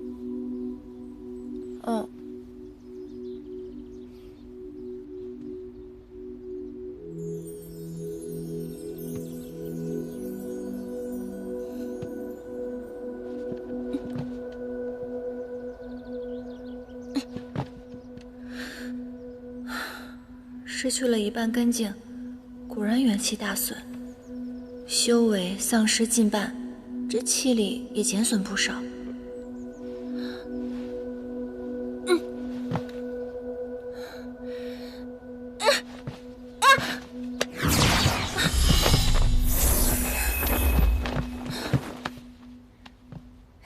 还是我姐厉害，你这样毛手毛脚，得多摔个几次才懂得小心。先玄仓，后天机，是不是按照我上次跟你说的回去练习了？威力是不是大增？还不夸夸我？小寒经这种高阶仙法，我是因妙法阁职务所需才去学习的。你是负责打扫的仙士，宫中的物品摆件都搞不清楚，反而去钻研这些，也太本末倒置了。没有了，我只是在抄那个仙法的时候，我觉得里面有刊物。帝君让你去抄录典籍，不是让你去偷学的。仙界上下有序，理应各司其职，否则便是僭越。创世之战中，帝尊为救活上古彝族血鹰，以新月刃剜肉喂鹰，血鹰一族得以保存，而帝尊却留下了永不愈合的剜月形伤痕。他们的所作所为，你能做到吗？大战之中，你能活得如此安逸，是因为有上神以自己的血肉守护着仙界的和平。开战以来，我向战场上输送法器和丹药，未有一刻停歇过。而你还像往常一样好吃懒做，连自己的分内之事都做不好。我其实没有偷懒，只是那些法器经久不用，我实在是不熟悉。你不需要和我说这些，你已经长大了，自己该做什么心里清楚。我要带着这些法器回天医馆复命了。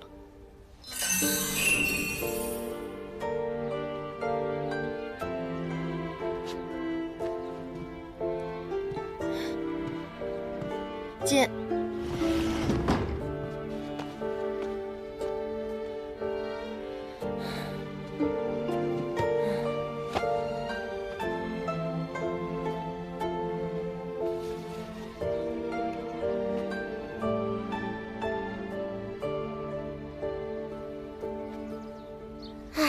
颜淡也真是聪明伶俐，上次从那儿借的典籍，我怎么都学不会，可是他一学就会。颜淡啊，那当然啦，颜淡比他那个姐姐芷溪强多了。你们少在这议论是非，他是他，我是我，不需要比较。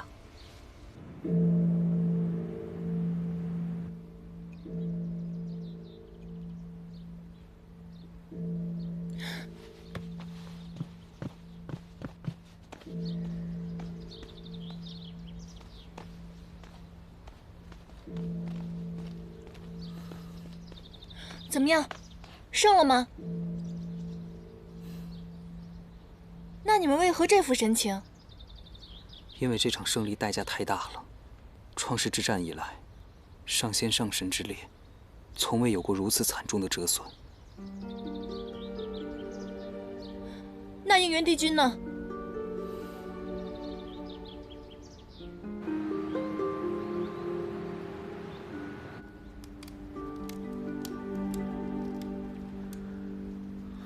我去。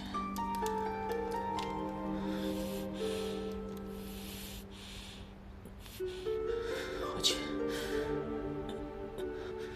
我去。我去。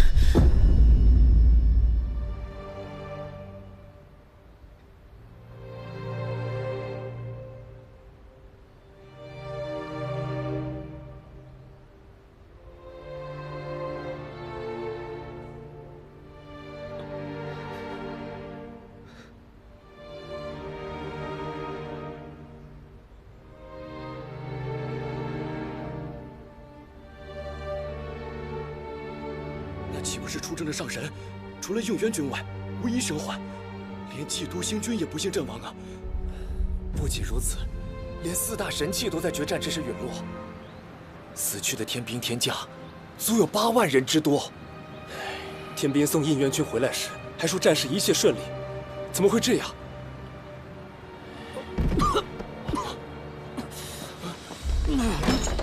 帝君，帝君！3大帝君呐，魂旗他们在哪儿？帝君，战事已经结束了，至少结果是好的呀。您现在唯一要做的就是保全您自己的身体。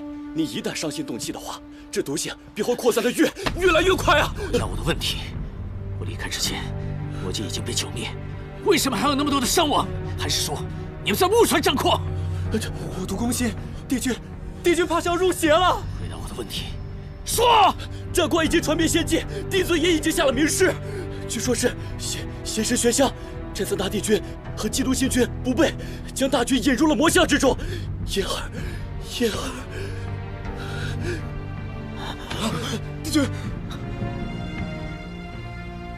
我不该走的，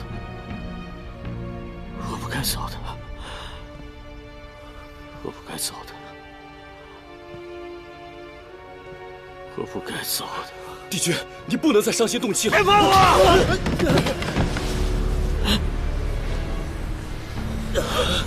帝君病发了，快去禀报帝尊！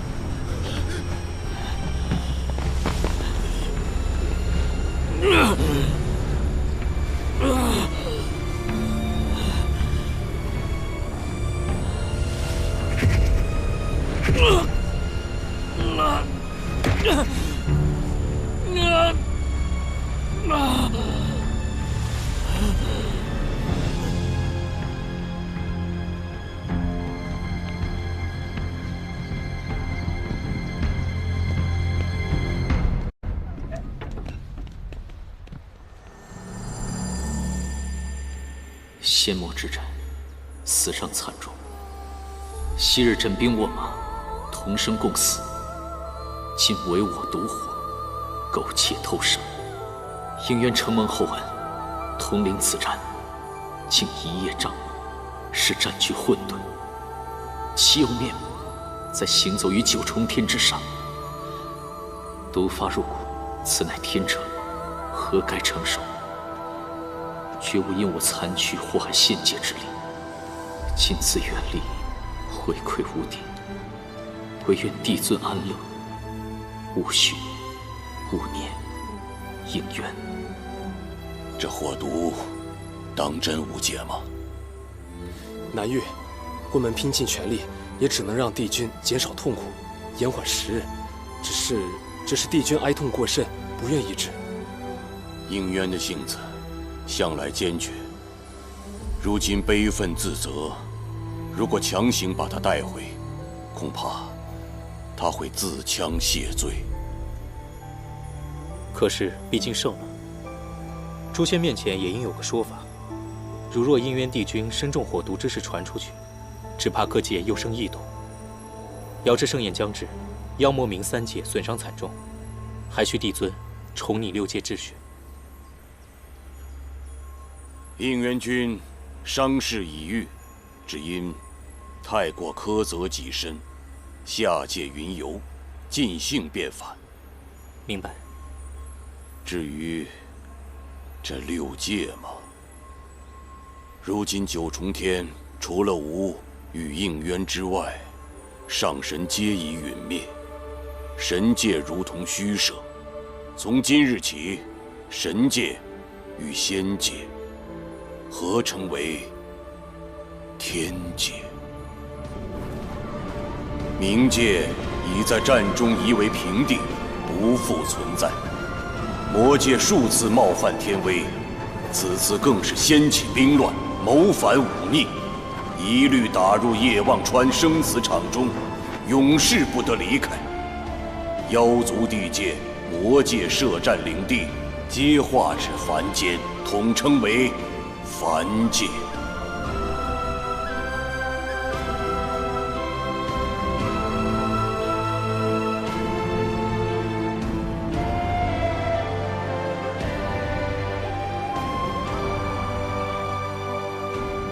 战火纷飞的6界已成过往，从今以后，只有天、凡、魔3界。天界雄威，恩师会下，一族一界，焉敢不从？地存英明，3界永宁；地存英明，3界永宁。只能将这仙灵挂上，寄托祝福。帝君若是能听到延续天宫传来的铃声，便知我们的心意。颜丹，你也挂一个吧。帝君到底是受了什么伤？他什么时候才能回来？天一说，帝君伤势关乎3界安宁，除了帝尊，其他人无权知晓。可我们不是其他人，我们受他照拂，与他朝夕相处，同喜共悲。如今他在天医馆，难道我们去上个药、去递个茶的资格都没有吗？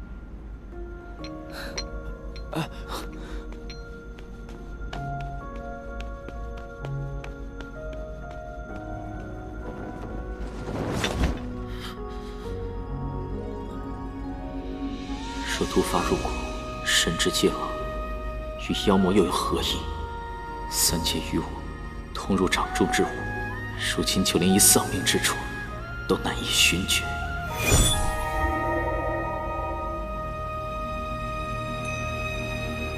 褪色的回忆是月落如霜，满地碎木枯黄，会走出一滴泪吞海银浪，执迷于遗忘，走到从此天各一方，走到你乡，回过头为我生遗忘。催眠的缘分在暗夜里藏，青子落晚香，寂寞的汤烫出思念的伤，应元君，颜丹，洗尽纤尘仍有你依稀模样，轮转中为思念疯长。帝君小人，你快点回来吧。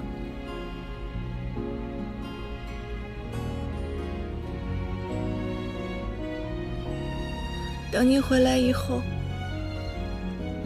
我去找你拍把片，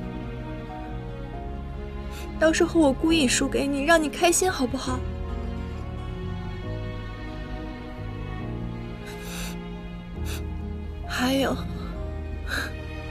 还有你的批封我还没有还呢，我写的信马上就要开演了，你答应过我的，你一定会回来看的。你是帝君，你不能食言。你是繁华人间一场落花风，平添一池落花中，看破红尘的眼红。你是遥遥天上一捧秋月容，只敢萧瑟不敢浓。梦中有两人与共。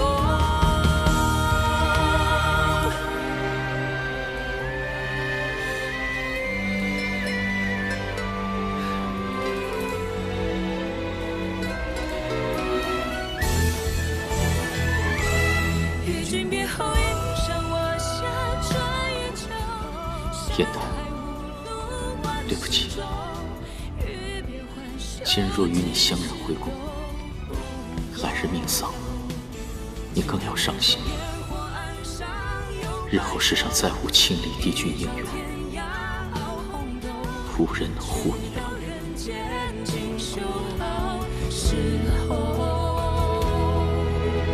肝肝在开人厮守。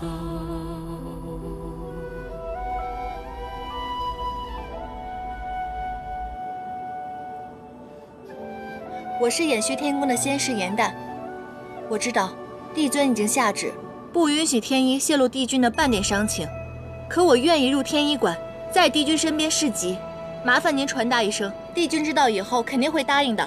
侍疾治伤，是我天医馆各医官的职责，何须假借你手？回吧，若有消息，帝尊自会下旨告知。帝君回天以后，我们既见不到他，也不知道他的伤势如何。偃虚天宫和宫仙士心急如焚，哪怕今日抗旨不遵，我也要见他一面。你来晚了，应渊帝君刚辞别了帝尊，下界散心去了。如今各宫的仙君也已陆续回宫，没空搭理你。什么意思？你把话说明白啊！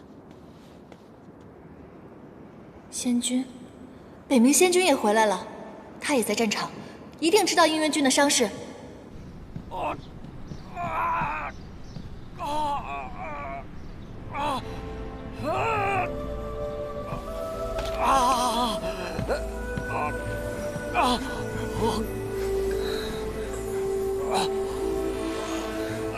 颜淡，你愣着干嘛呀？快去请天医！好，不必了。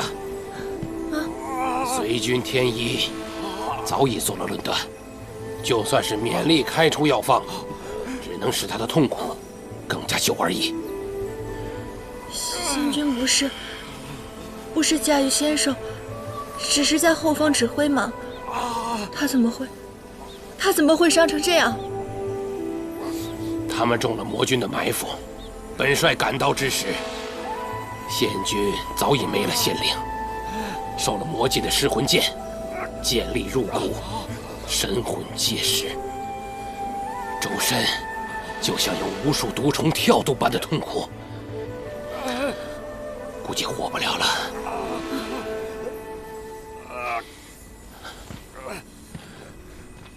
仙君，你还有什么要求？尽管说吧。给我一个解脱，杀了我吧！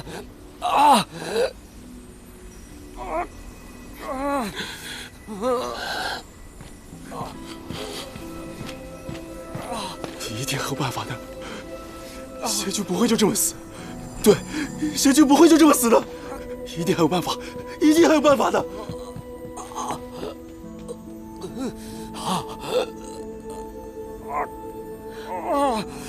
回魂丹，回魂丹，回魂丹！师傅，仙君，把这个吃完就不会疼了。来，杀了我！快杀了我！杀了我！雨墨，雨墨！师傅，师傅，杀了我！杀了我！快杀了我！师傅，师傅，杀了我！杀了我！有生之年看到小黑鱼化人，叫我一声师傅。这个愿望许的不划算吧？明明随时都可以实现啊！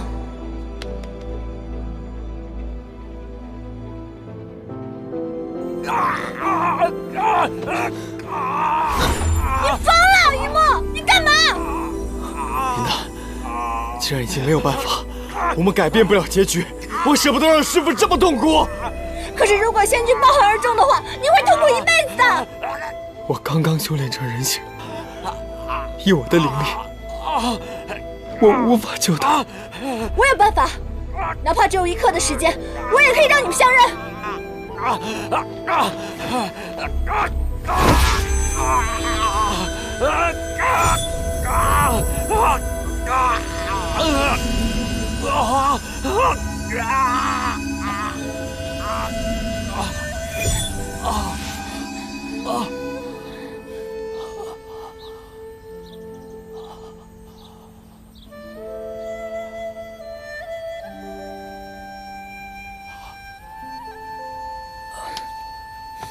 颜淡，是我是颜淡仙君，是我。于梦，快呀，快点儿！你是师父，师父，我已经修炼成人身了，但是我还是来迟了一步。我现在有名字了，我叫于墨。师父，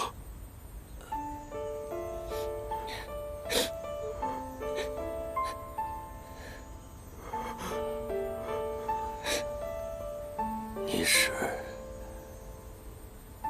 九旗。不知，不知。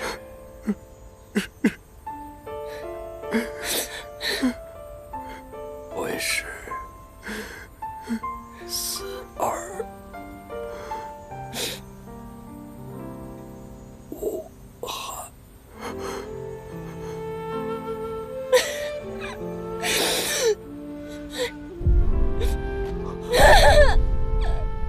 仙君，师父，师父，师父，仙君，师父，师父。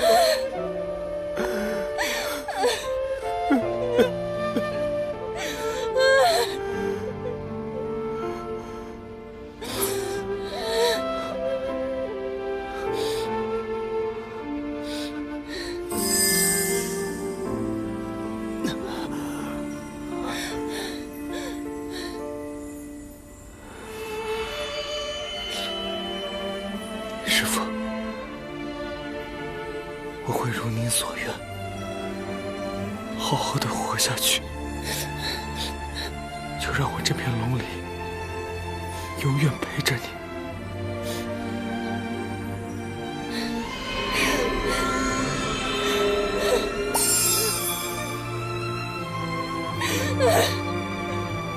仙君。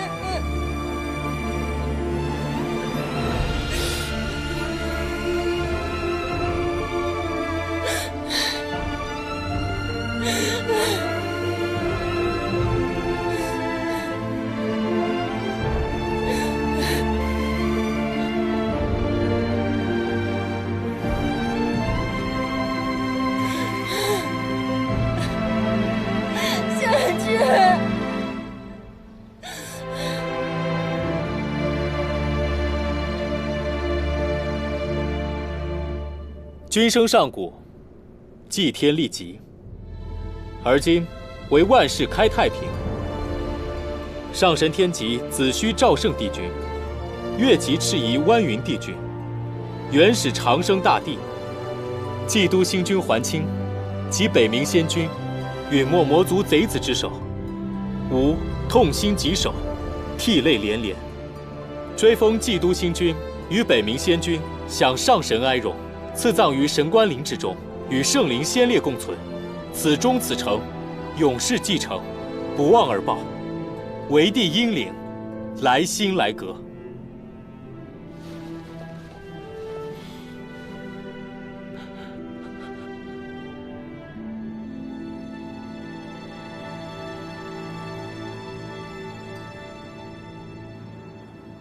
幼时，我初到仙界。因心中苦闷，池中环境又与故土大相庭径，身上生了很多怪气，通体龙鳞脱落。在命悬一线之时，是师父用他的法器玉骨杵将其击碎，使我龙鳞恢复，得以保存真身。仙君这些年法器丢失，经常有上神在暗中讥笑他，嘲笑他庸碌无能。原来是这样。他是希望我能好好的活下去。我看见凡间的细折子上面写过，若有好人冤死，凡间便会下一场大雨，来冲刷世间的冤情。同时，亲眷的人也会因此得到安慰。可是，这天界有神仙宫宇，有法器灵丹，有万千美景，却从未下过一场雨。天界没有雨雪雷电，亦没有喜怒哀乐。这里看上去很神圣，很庄严，实则非常呆板，并且冷漠。我的师父也只受上神虚名和一口棺木而已。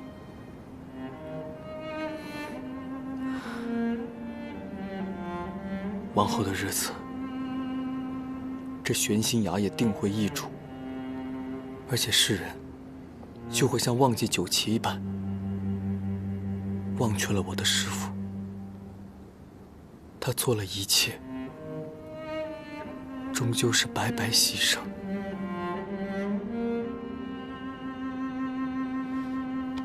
不会的，只要我们还活着，就不会忘记他。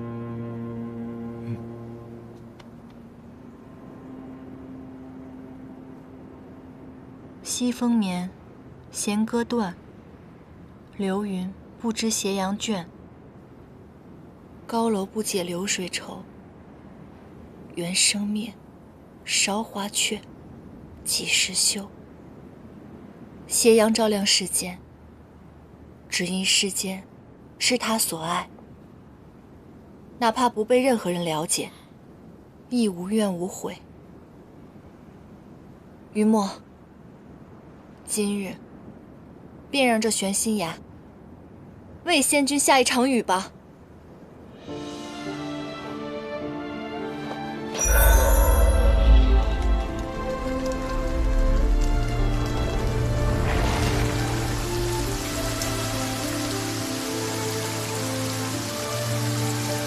仙君，您放心吧，我会替你好好照顾于墨的。师傅，我知道你一定听得到。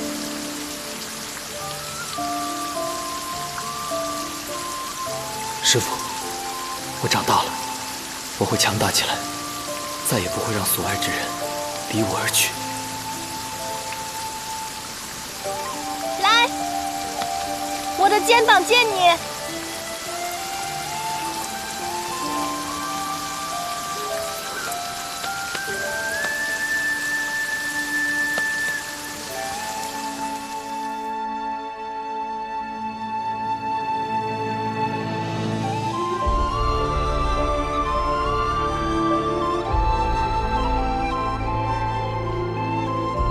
我出生时便听说，四叶菡萏可以带来祥瑞。可是我活得平平淡淡，常被嘲笑丢了四叶菡萏一族的颜面。直到我遇到了你，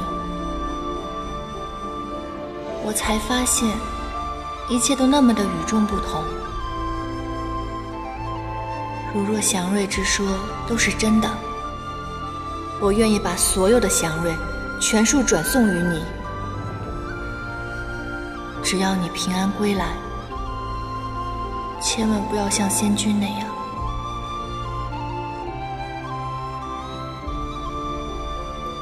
这是我的腰牌。好，这是我的。你干嘛呀？仙君刚刚下葬，应元君又不知所踪，我有一堆事情要忙。你把我带到这里干什么？你这几日无精打采的，再不出来晃晃，这脑子都要闷傻了。我这一番苦心都还不是为了你，出来看看热闹，总比待在屋里强吧。真是来了好多人啊！是啊，好久都没这么热闹过了。这么多打扮的花枝招展的仙娥，难道今日有什么大戏吗？这帝尊为了庆贺大战得胜，此次瑶池盛宴操办得格外隆重，更是广邀3界众仙，许多在凡界修行的仙族都受邀前来。你不是平日里总觉得天界无趣吗？指不定今日一见钟情，喜而忘忧，加上我的迷人法则，再凭你这张小脸蛋，轻轻松松就能断送我的小命。天条守戒就是情戒。唉，这不能生情成婚的是9重天上的天仙上神，这些仙族都是地仙，不受天条管辖。你以为这些仙娥打扮的花枝招展的来干嘛？那一个个的一门心思想重获自由呢。今天这么热闹，如果应元君在就好了。他之前答应过我会来看我的演出，也不知道那天会不会来。瑶池盛宴乃是天界盛事，应元君从未缺席。到时候他一定会结束云游，重回天界的。既然是帝君要检阅，你更应该打起精神，好好排练啊！东海龙王到。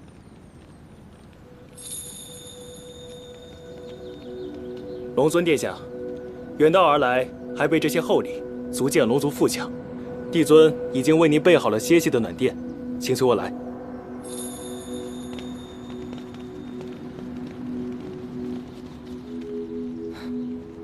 带了这么多厚礼啊！这有来有往的算什么？我可听说啊，此次前来赴宴的宾客帝尊都备下了厚礼，这藏宝阁囤的是满满当当。待欢宴结束后，便将赏赐的宝物随天河运下，分发至各个地仙府中。藏宝阁，那可是个荒僻无人、把守稀松的好地方。你想干嘛？哦，你是说盛宴结束之后，帝尊行赏之时，我们借此机会偷偷地溜进藏宝阁，把那个小仙龟藏在给龙王的赏赐当中，一同带到凡间。正是，真是天助我也。差点忘了，给你的邀请函，记得来看我们演出啊！我给你挑了个好位置，要在演出前在后台给我们加油助威啊！放心吧，严旦，我一定来。午时开席。是啊，天界的正宴都是正午开宴，入夜方歇，怎么啦？你别跟我说你来不了啊！是，其实……哎，为了这个邀请函，我可是花了重金给你打造了黑鱼精的假身份。你放心吧，到时候盛宴上鱼龙混杂的，没有人会怀疑你的身份的。是，其实我……其什么实？你又不是蝙蝠族的，难道还怕光不成？反正如果你不来的话，我们就不演出。我必来。到时候有惊喜啊！哎，是不是说田螺姑娘也会来？她要是来的话，那才好呢。不过她给了我很多启发，我在结尾处做了一些修改。严旦，还排不排了？3天后就要演出了，那么多话，能不能多亏感言时再说？哦，来了，记得。哦。我先力不稳，救严旦时更是虚耗了许多。如若日夜不休的加紧修炼，不知能否在盛宴当天白日化人成功，只能勉力一试了。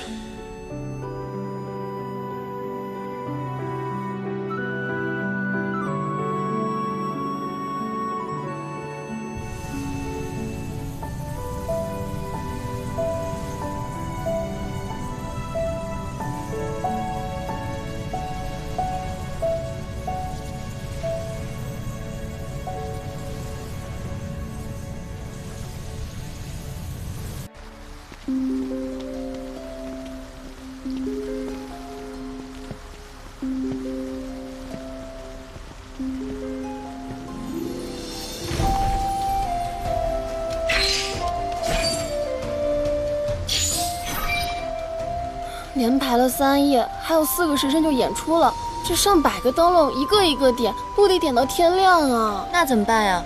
如果现在不点的话，更来不及了。严旦，你学了那么多法术，就不能一口气把这些全点了吗？我又不是应元君，我没有那么厉害。再说了，我是汉旦，我是属水的，火系法术我一点都不懂。颜淡，你修为长了那么多，你试试嘛。那好吧，那我试一试吧。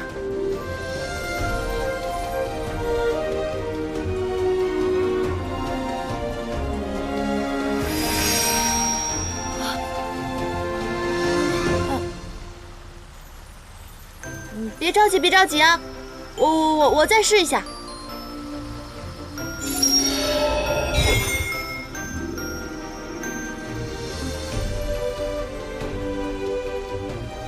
怎么回事呢？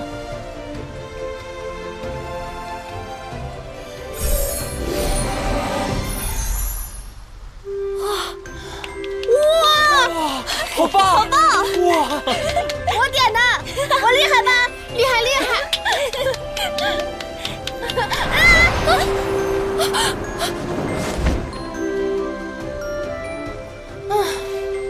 好险，多谢你了。方才我可都看到了，还是颜淡仙法高强。一般一般了，我们继续啊。好。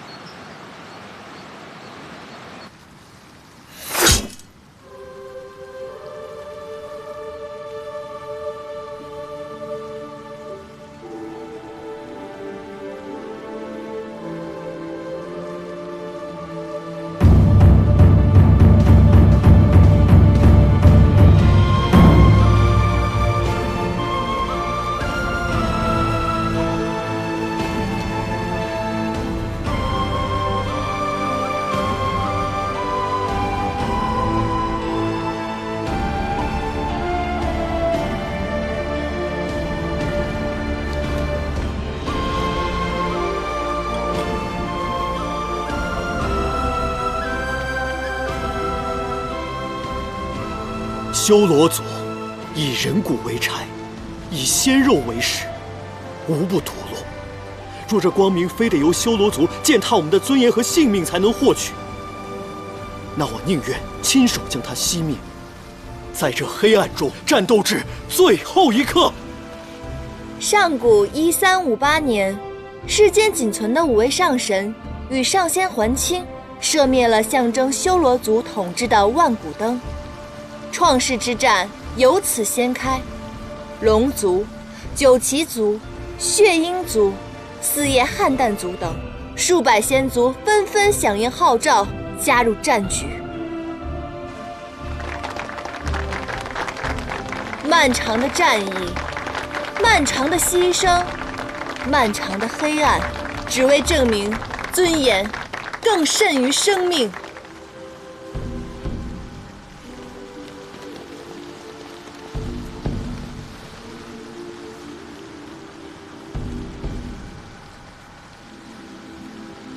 应元君还是没有回来，估计你把我的事情给忘记了。怎么连云墨都没有来呢？你怎么才来？之夏，应元君肯定还在凡界散心呢，云墨或许被什么事给绊住了吧？你就不要太担心了。现在演到第2幕了，我马上也该上场了，你赶紧去准备准备啊！知道了。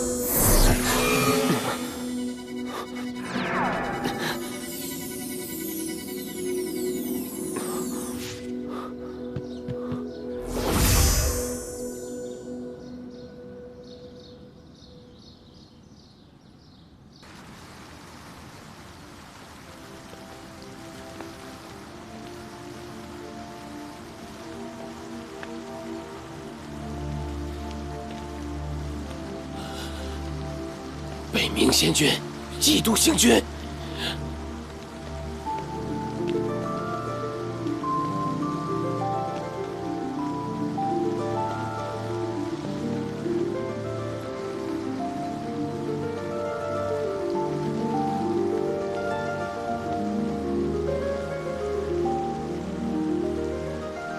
战争结束了，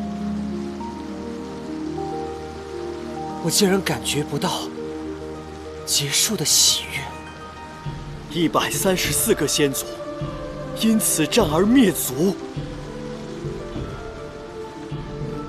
这是第135个。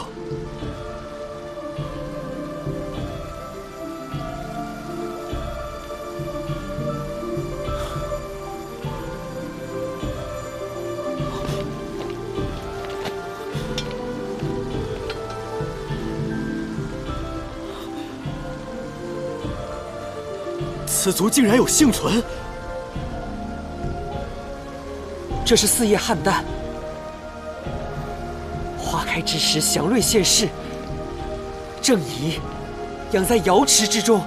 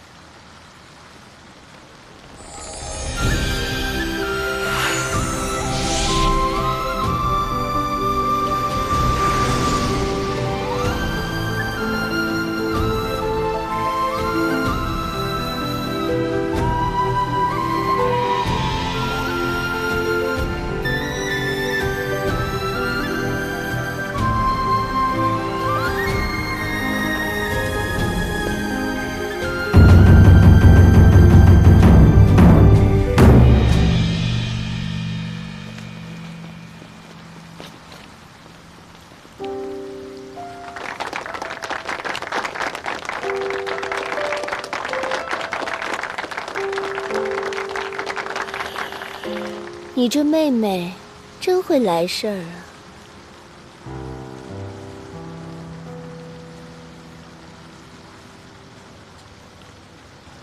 先是严旦以《创世英雄传》一戏，感谢诸神众仙的创世之功，愿3界再无战事，永志不忘以示先烈。欢颜如练，悲苦如己，浓者必哭，淡者履身。看来应元君为你起的这个名字很合适你啊。4叶汉旦，有女如此，看来你可以再一次光耀门楣了。严旦愚钝，幸而得到应元帝君的相助，才有了今天这场戏。愿不负帝君苦心，更愿3界再无战事，永继英雄。你看，此戏众仙家因你而欢颜，皆是因你之巧思啊！看来如一展欢颜。哎，看来帝尊是没有看懂这出戏。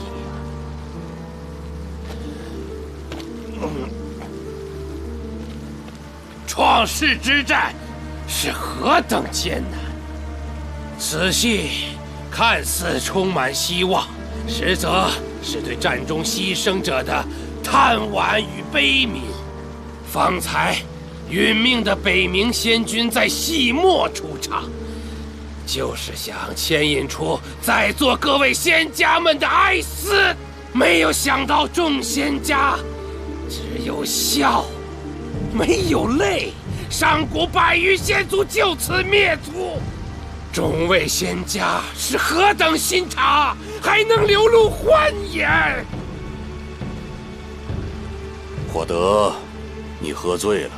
今日是瑶池盛宴，你赶紧回你的仙府去吧，何必在此失态扫兴？魔界之战死伤惨重，堪比往日创世之战。4大帝君战死有3，基督星君、北冥仙君死于战争，这不是一宫一殿之悲，这是3界丧事。火德元帅，你喝多了，别再说了。你身为3界之君，不去神官林亲持丧仪，祝祷守关，居然在这里居功自傲，还清圣果。天界兵将怎不心寒？此举怎能服众？老元帅，居功自傲的是你还是我？火德元帅，帝尊平日敬你重礼，只因3界之中你的仙灵最长，帝尊之容忍却令你愈加狂妄，这是犯上不敬之罪。来呀，我犯了天条啊！你是不是要立刻把我抓到天刑台上受刑啊？来呀！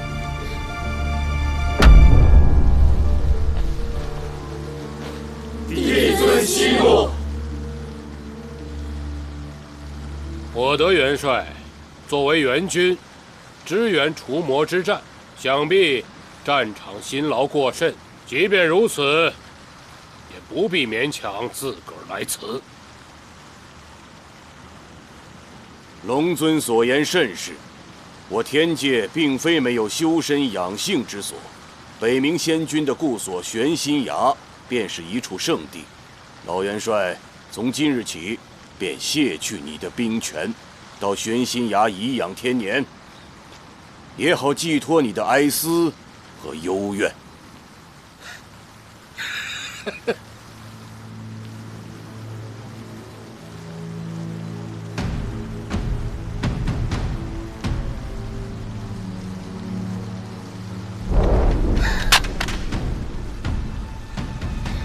你如此之下，本帅又何苦再为你带兵操练？与其日后独自在神关林里心寒，不如趁早去玄心崖里头养鱼浇花儿。放肆！帝尊，帝尊息怒。先是颜旦有一言，或许可以解帝尊之怒。讲。昔日，应渊帝君曾经看过此戏，他曾言，他所做的一切，并非是因为功勋和美名，他只希望未经战争波及之人可以永享安乐。是以颜旦认为，无论是帝尊，还是火德元帅，你们的见解都无误，珍惜盛世，便是今年英雄。起来回话。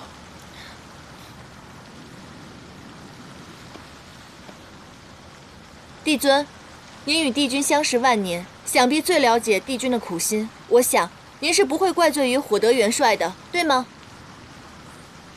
这是自然。先是颜旦，兰心蕙质，匠心独具，此戏理应夺魁。吾曾说，如在瑶池盛宴表演夺魁者，吾可以满足他一个心愿。颜旦，你有何心愿？说出来吧。多谢帝尊。四叶汉旦一族，如今只剩下我和姐姐芷溪。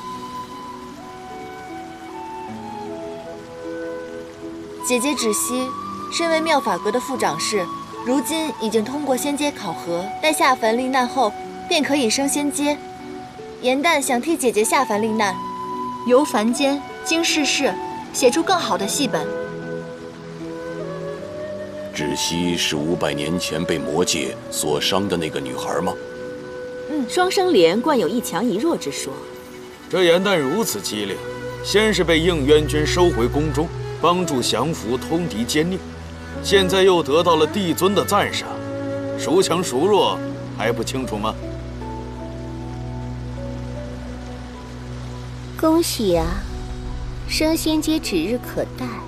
只是这样一来，日后你行走在9重天之上，众仙看到你额上的仙殿，也只会想到今日颜旦的出挑吧。无允了，你姐妹2人商量好时日，来日禀明天法处，便可替她下界历难了。多谢帝尊。帝尊，颜旦还有一个不情之请。哦。颜旦与应渊帝君主仆一场。昔日魔界奸佞攻上天庭时，多亏帝君所救，我才苟活于此。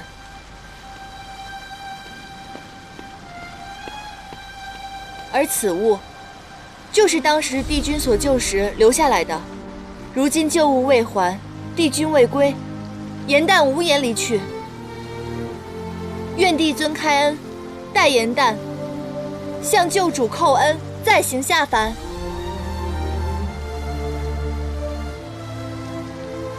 倒是个忠仆啊。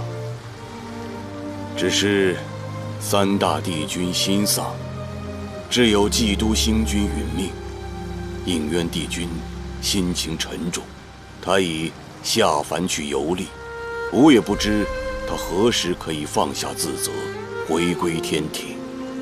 那帝尊可知应渊帝君现在伤势如何？他的伤势无碍。这样吧，等到应渊帝君回到天界，吾会告知于你，准你主仆2人话别，你再行下界。谢帝尊厚恩。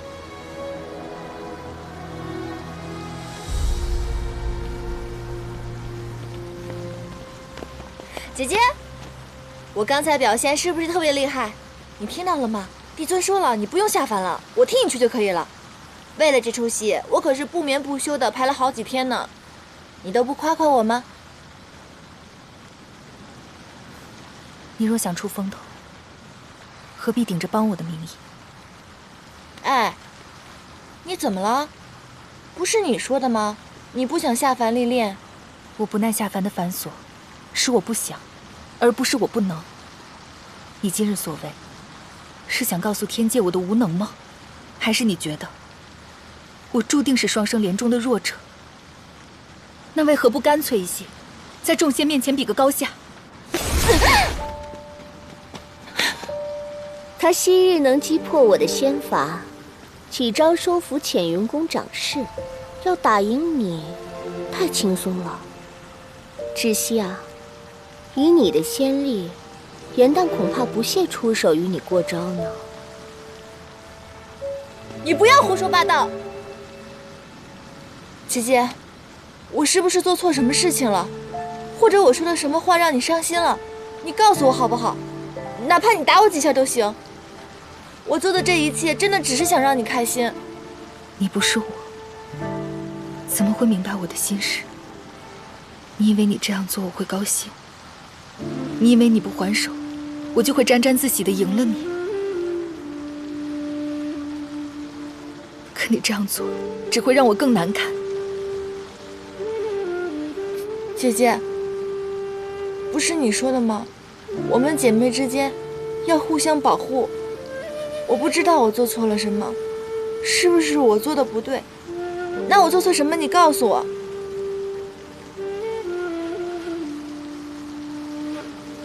颜淡，往日你仗着帝君的宽和，任性妄为，如今你还借着帝君的话在盛宴上惺惺作态。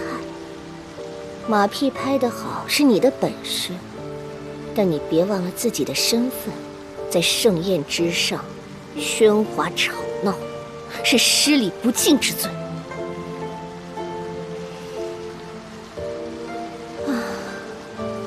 我要去莲池旁赏花散步，你是要继续留下来与你妹妹拉扯不休，让人看笑话，还是清静一二？